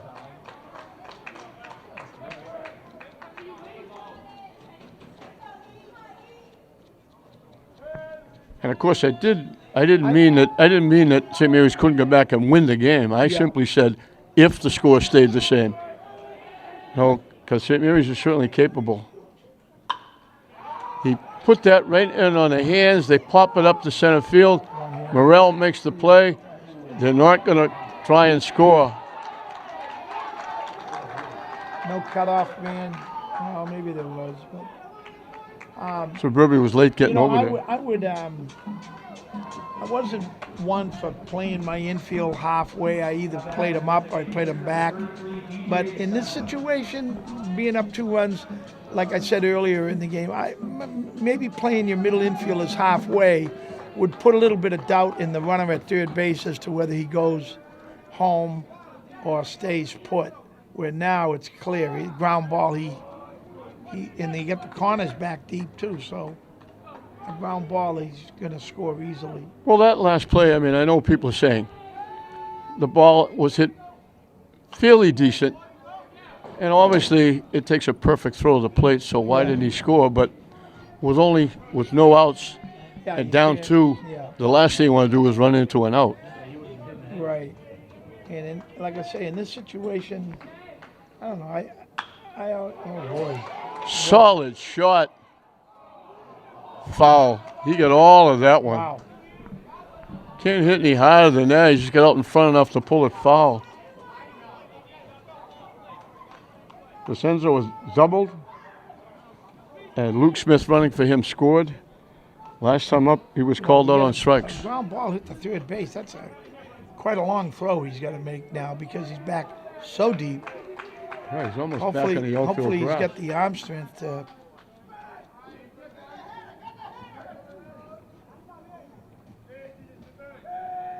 But that infield is playing real deep. Nice stop by Teres. He must have did that about 15 times last night. Really? Dove to his right, Yeah. speared balls, dove to his left.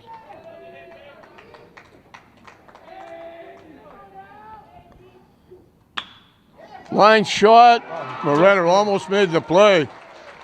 The runner at third had to hold up to see if the ball would be caught. That was he just missed that. He had good timing, but it was just high enough. Just high enough over the reach of his glove. So they score to make it 4-3. We'll get a runner for DeCenzo at first base. And I would think he's out of the game now because they run for him twice. Yes, that's correct. That would be the rule. And I'm just trying to see where he.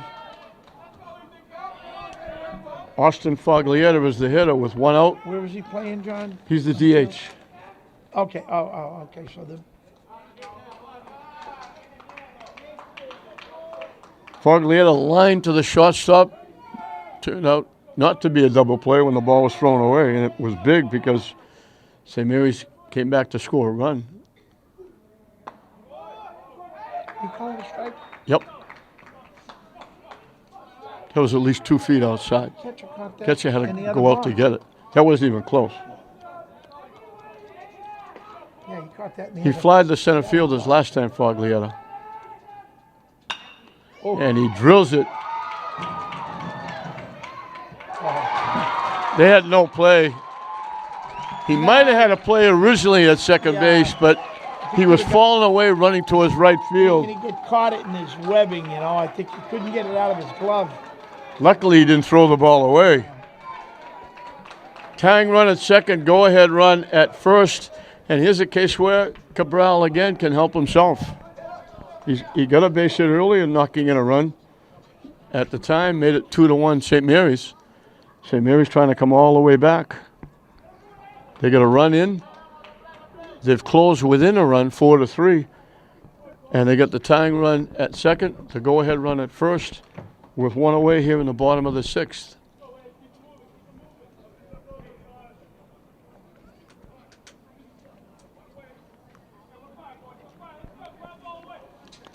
Cabral, we mentioned, got a base hit.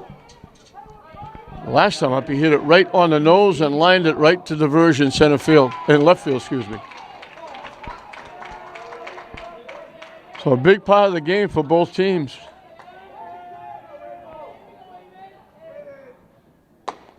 High for a ball.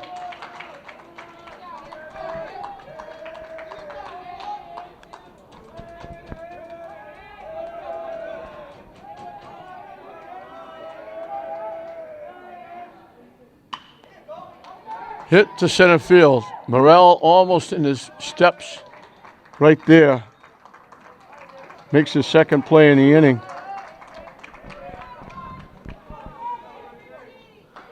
He's got 5 putouts.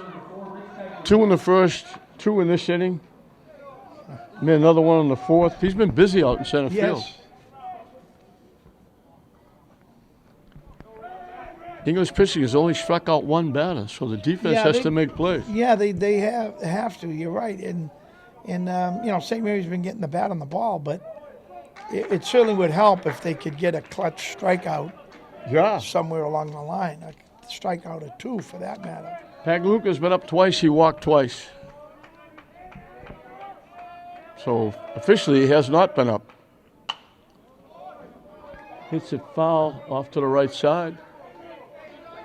2 quick strikes. So it's going to be an interesting 7th inning. This is the situation where you'd like to see that, as Eckersley would say, a little giddy up on that ball for a swing and miss strike 3. Threw it high and in. Took it for a ball, 1-2. I think Labby's going to have to rely a little bit on finesse, maybe a breaking ball hitting on the corner. Hit in the air. Long run for the right fielder. Ubri gets Oh, there and shit. dropped it. They're sending the runner home. Now they hold him up. 2 errors in the inning. And all of a sudden it's a tie game.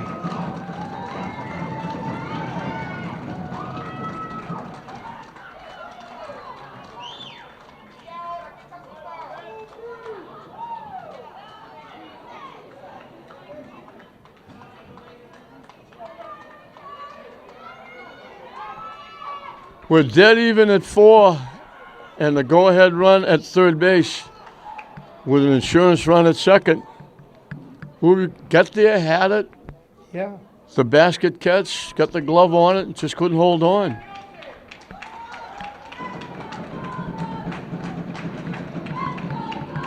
And again, here's in that 2-strike situation, John, just with a little more velocity on the ball, we could, you know, possibility of getting it by that batter, but he doesn't have the velocity. We giveth and we taketh away. Both teams have been very generous.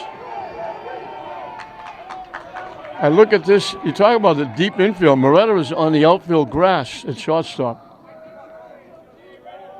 Yeah, that's Colin Reddy has got hit by a pitch and scored, fly to right, ground to the second.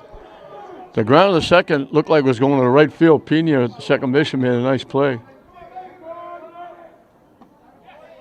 Almost hit him again. Yeah. You know, and again, getting back to what you said, John, with the shortstop playing that deep, I don't understand.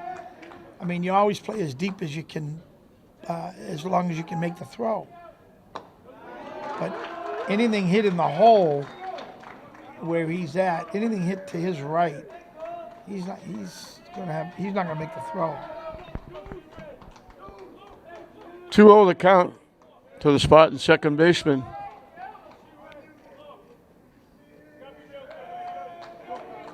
Now they're going to put Reddy on. They're going to walk him intensely. This is new too, Frank. Before you'd have to throw 4 balls. Yeah. Now put him on. Again, that's a federation rule. It's intended to speed up the game. I think they're using it in the major leagues now as well. And so Massachusetts still playing MLB rules. That was adopted several years ago as well, where you can just indicate to the ump, set him down. Puts a lot of pressure on Labby now with the bases loaded in the tie game. Yeah. There it is. Missed with the first 2 pitches. He's not happy with himself. Take a little walk around the mound and calm down before you throw the next pitch. Yeah, you gotta, it's every pitch, just take one pitch at a time. The only pitch that counts for him right now is this pitch. There we go. In for strike, 2-1. So St. Mary's was quiet for a while with their fans. Now they've come to life. They've tied it up, and they got the bases loaded with 2 outs. Up and away, and a very big pitch coming up for both teams, but more importantly, Lynn English. Great situation for the hitter because it's a hitter's pitch, and unfortunately there's not enough velocity on the mound to really swing and miss. So I would expect, unless it's ball 4, it's going to be a ball hit somewhere that pressures the defense. In for strike, and here we go, 3-2. Everybody's going to be running. Off and running with the pitch. And imagine this championship final has come down to 1 pitch here in the 6th inning. Labby was ready, now he steps off. All the plays, all the hits, all the errors, all the walks. Down to 1 pitch. All of a sudden, 3-2, 2 outs, bases loaded, tie game, runners on the move, and it misses for ball 4.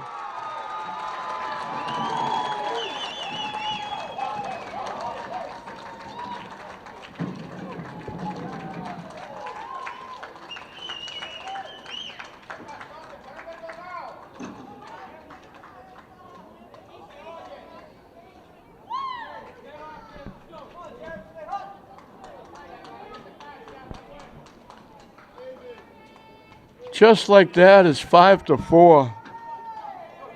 They had the 3rd out on the fly ball to right field. The error extends the inning. Intentional walk, and then the walk. And now you got to face Coppola with the bases loaded. Doesn't get any easier. Yeah, I would say good luck. Oh, jeez. Solidly hit the center field, right at the center fielder. Can't hit it much better than that. It all started with, wasn't it the line drive to the 3rd baseman? Yeah. Yeah, I mean, I thought the ball could have been caught. He just kind of nonchalantly reached up for it and misjudged it, actually.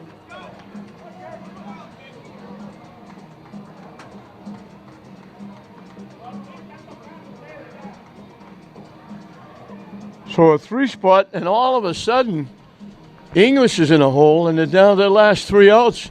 We finished 6. St. Mary's has come all the way back to make it 5-4 going into the 7th inning. Jared Coppola will try to nail it down for Avon Cabral. They just switched spots. Cabral will go to short. Coppola will take the mound. So Cabral goes 6. He gives up 8 base hits, 4 runs.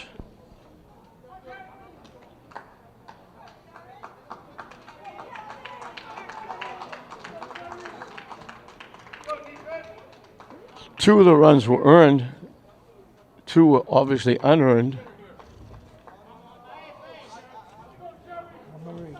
Struck out 9. Didn't walk a batter. Good performance by the young freshman. English will have 8, 9, and 1. This is a pinch hitter, I think. This is Nathaniel Espinal is hitting for Mateo.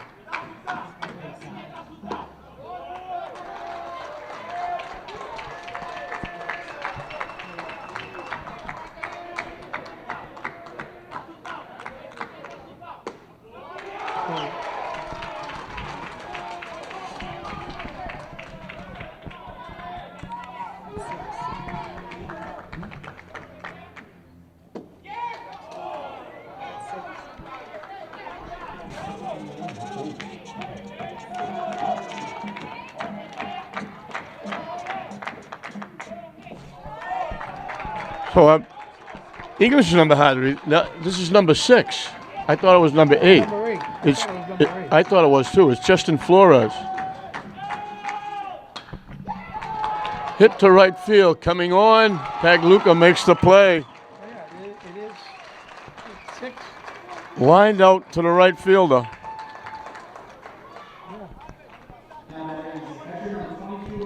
Albert Torres. Singled, reached on an error, scored 2 runs.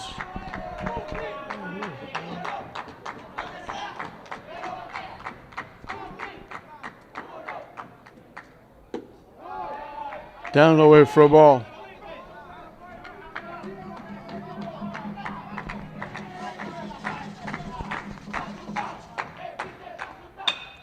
Solid shot right to the shortstop. 2 pretty good strokes, 2 pitches, 2 outs.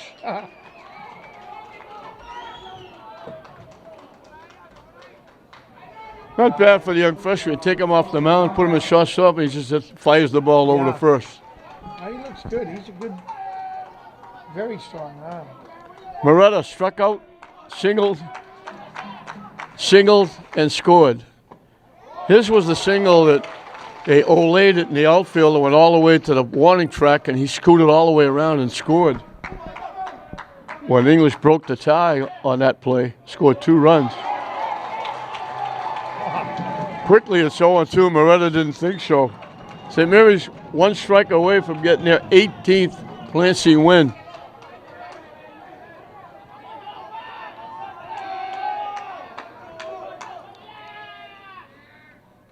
Down the way for a ball. So it'll be a tough loss for the Bulldogs. Yeah, that was. It looked like they might have come away with the Clancy. You know what this looks like, Frank? I mentioned before, they missed the tournament last year by like 2 games. They had a stretch where they lost 3 or 4 or 5 games by 1 run, and the defense cost them. And now they're going to look and say their defense cost them here. Absolutely. Off the third baseman, English has got a pulse. Moretta's got his 3rd hit.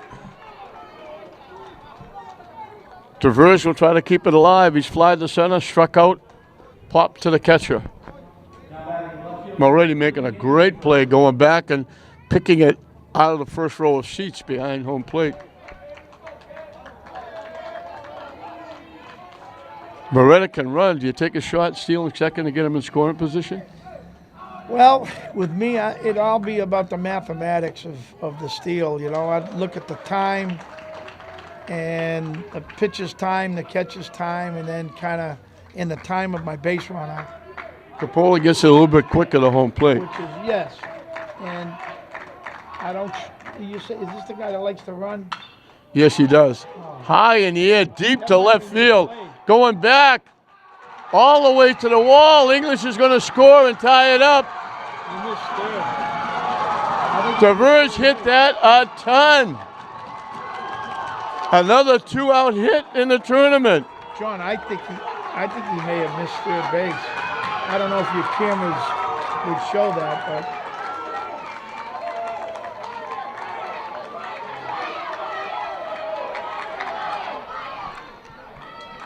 that close to winning their 18th, and now A go-ahead run for English in scoring position for Eric Ubri.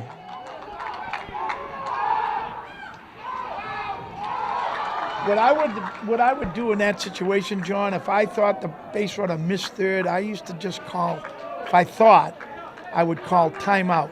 And the reason for the timeout would be now the pitcher has to put the ball back in play, step off the rubber, and make a play to third.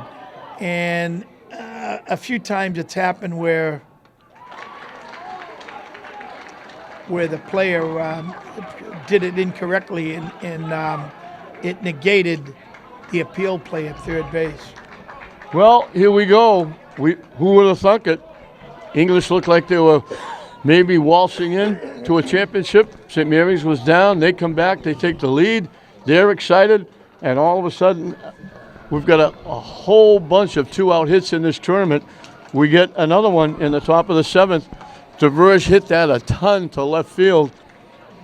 One run on 2 base hits. That would have been a great catch to end the game Certainly in a would very have dramatic way. But it was really a tough play for the left fielder. Absolutely. You know, it was hit a ton, as you said. So both starting pitchers, Suburbi and Cabral, off the charts as far as win-loss. Labby and Capola are the pitchers of record. We'll start the bottom of the seventh. St. Mary's has now a chance to a walk-off if they can score here in the seventh inning. English looking to push it to extra innings. Middle of the order for English, 4, 5, and 6. John Moretti, Lee Pacheco. They had I don't know. To go, no one on base, correct? Yeah, the first two were out. 2 quick outs. And that hit off the third baseman, kept the inning alive. Yep.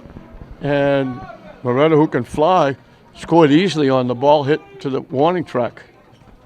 So we'll see about DeCenzo now. He got pitch run for twice. We'll see who they insert there. Moretti flied out, grounded out, doubled and scored. He got first of the 3 that St. Mary's got in the 6th inning to take the lead. Up and in for a ball. Wow.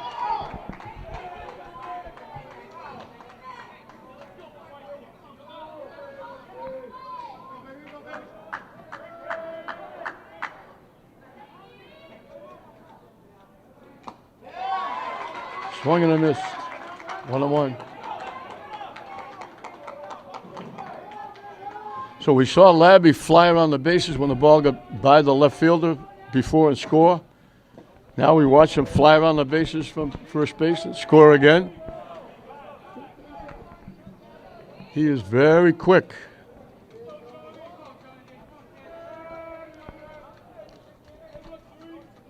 Sitting right next to me looking over the shoulder, Frank, is someone who's very close to Joe Moretta.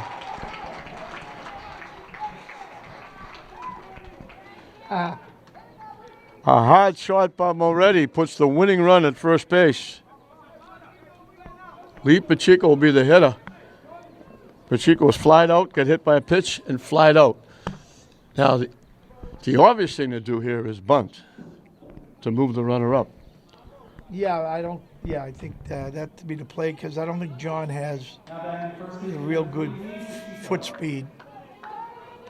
Connor Donahue is the new DH on deck. Connor Donahue, baseball camp guy, kid. I think that's Johnny Ford's grandson, right? I think so. Yeah.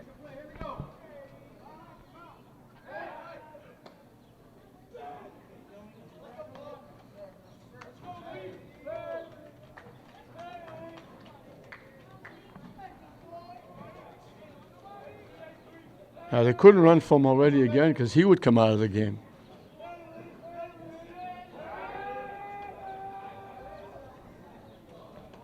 Yeah, that wouldn't happen, I don't think. Oh, you can't Him take, being the starting catcher. You know?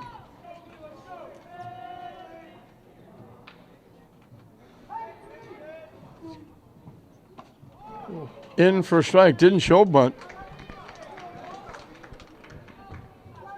Although the third baseman, Mateo, was way in.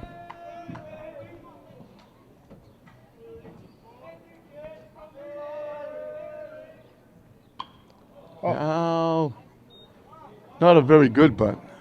He looked like he was bunting for a hit rather than trying to move the runner over. Right. Yeah, I think in this situation, if you're going to bunt, everybody in the ballpark is suspecting it. Get yourself in good position to get a good bunt down. There's no point in trying to hide it. Way up and in, he hit that a long way, got way out in front of it, and hit it out of the ballpark. Wow.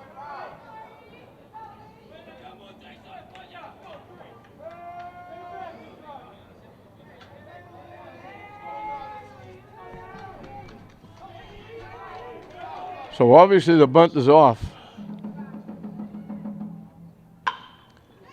Hit by third down the line. All the way down. They hold him at third. The ball comes back.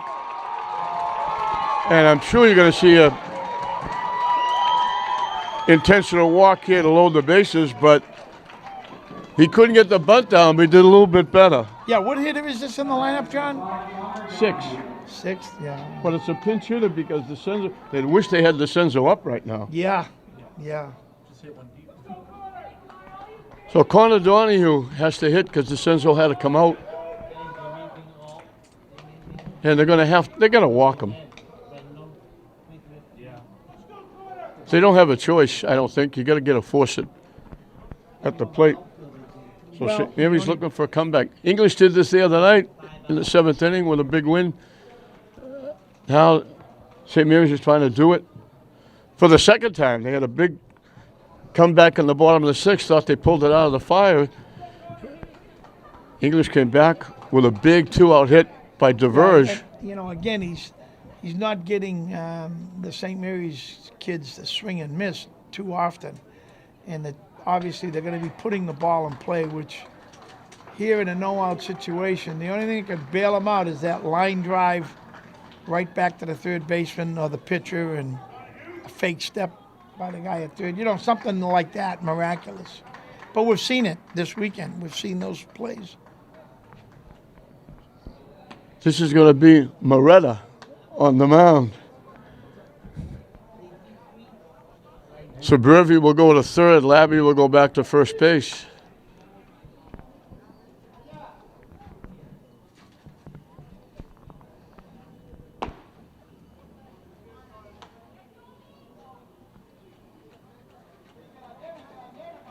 Suburvi will play his third position.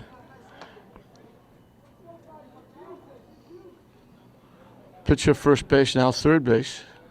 Oof. And the game on the line. Moretta on the mound. Connor Donahue, we suspect, will be intentionally walked.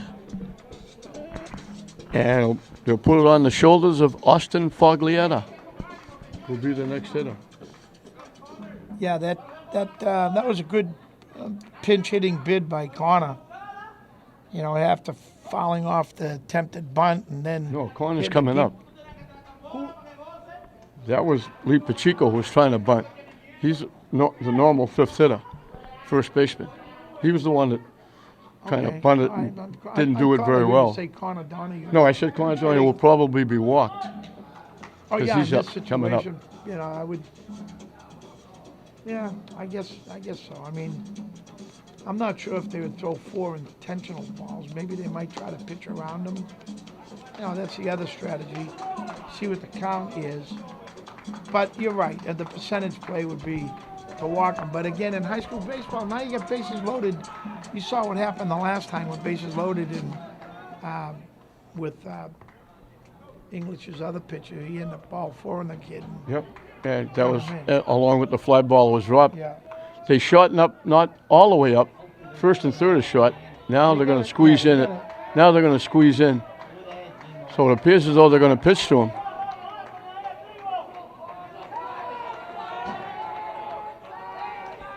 Still a tough situation. Pitching. Nice catch. Line to the second baseman. What I was saying. Good base running on the St. Mary's kids' part, and that they wanted to clearly see the ball through the infield before they broke. Nice play by Pena at second. He picked that off the turf. Austin Foglietta will be the hitter. He's lined to the shortstop, flied to center, and got the infield hit. That was the play behind the back. Beretta got to it, didn't have a play anyplace. Suburbi's crashing in. Yeah. Way wide for a ball.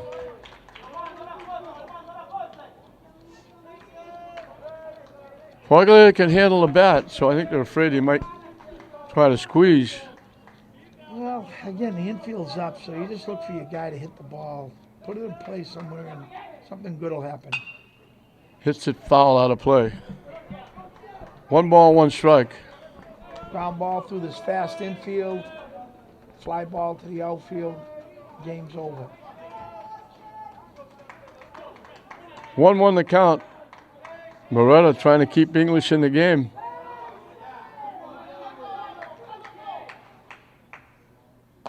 Nice pitch. In for a strike, 1-2. Wouldn't they love a strikeout here? They haven't got many of them today. No, they only got 1.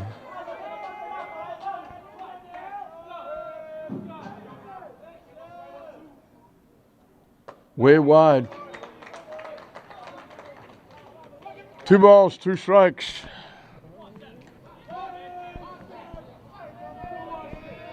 Second and third, the winning run at third base.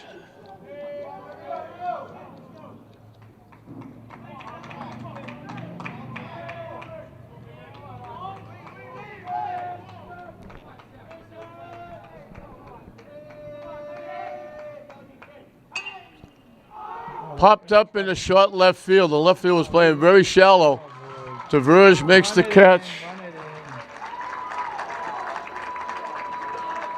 So what looked like a golden opportunity for St. Mary's also all of a sudden is down to. And I'll give the coaches credit. I mean, it looked to me like he had him definitely playing very shallow in left field.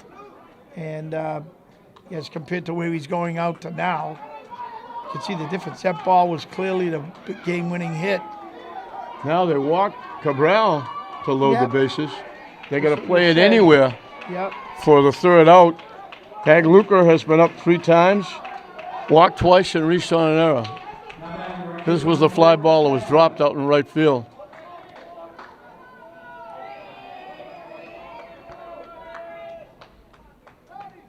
Now, one of the things I'm going to point out, John,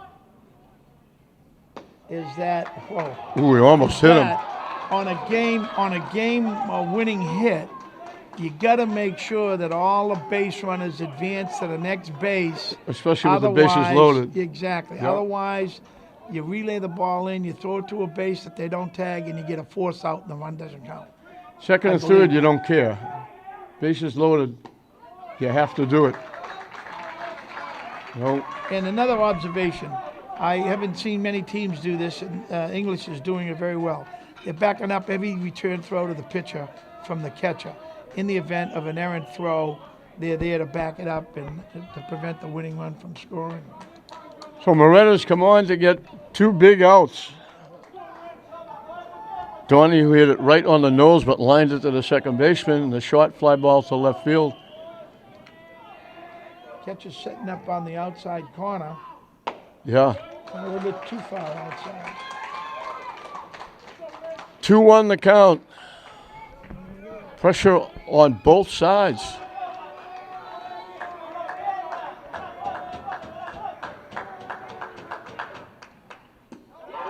Low for ball 3. Now you look at this pitch. Yeah, I guess. Yeah. Honestly, I would have my guys hitting. In for a strike. Pagluka threw the bat away going to first base. Well, it was pretty tight. It was in tight. But the ump's got a good look at it on that inside pitch because he's.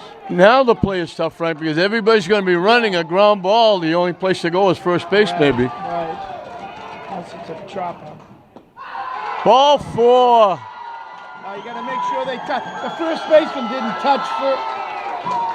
They did. And the kid. Okay. They all go back. Tommy wasn't- Donahue knows his stuff. He said, go back and tag the bags. Pagluka drew his 3rd walk. That's the kid going to first, was that he actually stopped. And I'm saying he's got to go. He's got to continue on to first base. Yep. What a tough way for English to lose the ball game. They led all the way. They fell behind. They come back and were there. And all of a sudden, they lose it.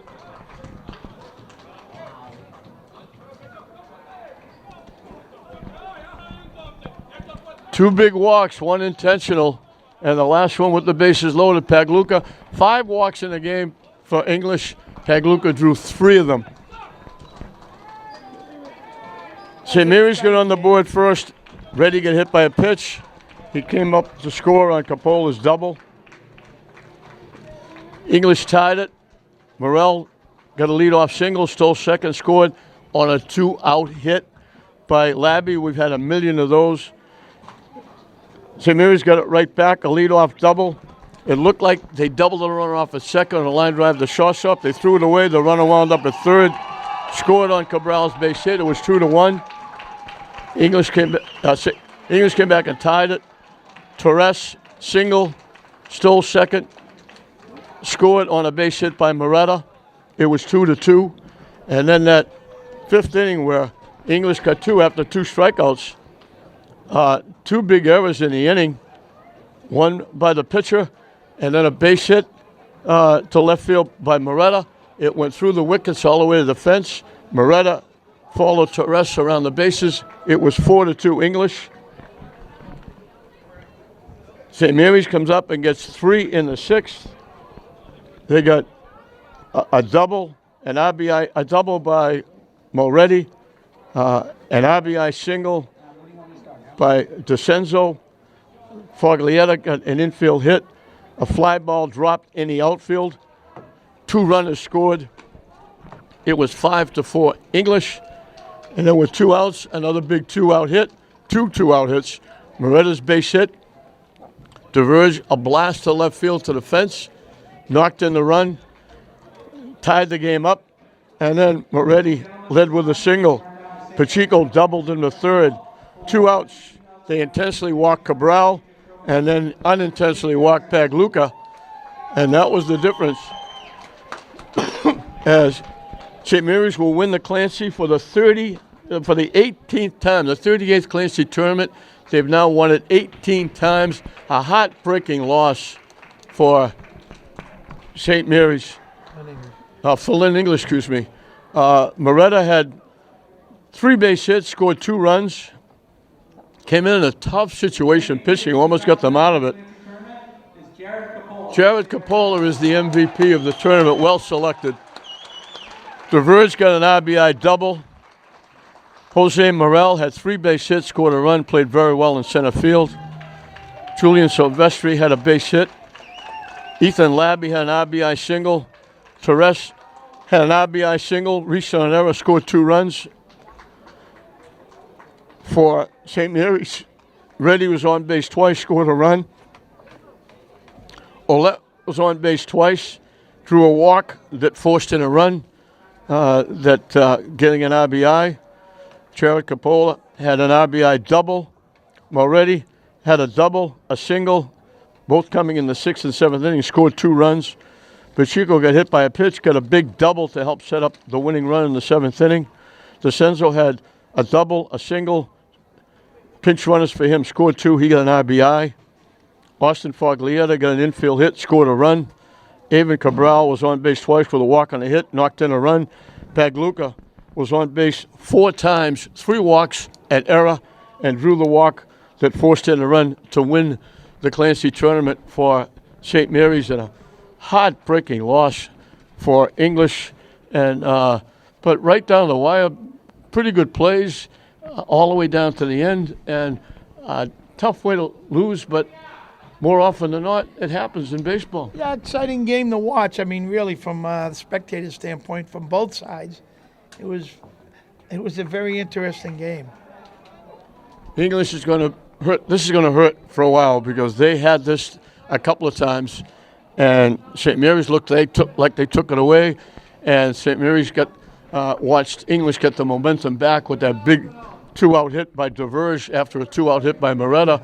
They tied the game up, and then all of a sudden, here comes the bottom of the 7th, a single, a double, intentional walk, and then a walk with the bases loaded, and a walk-off win in the 7th for St. Mary's, and they'll win the Clancy tournament for the 18th time in 38 years of the tournament.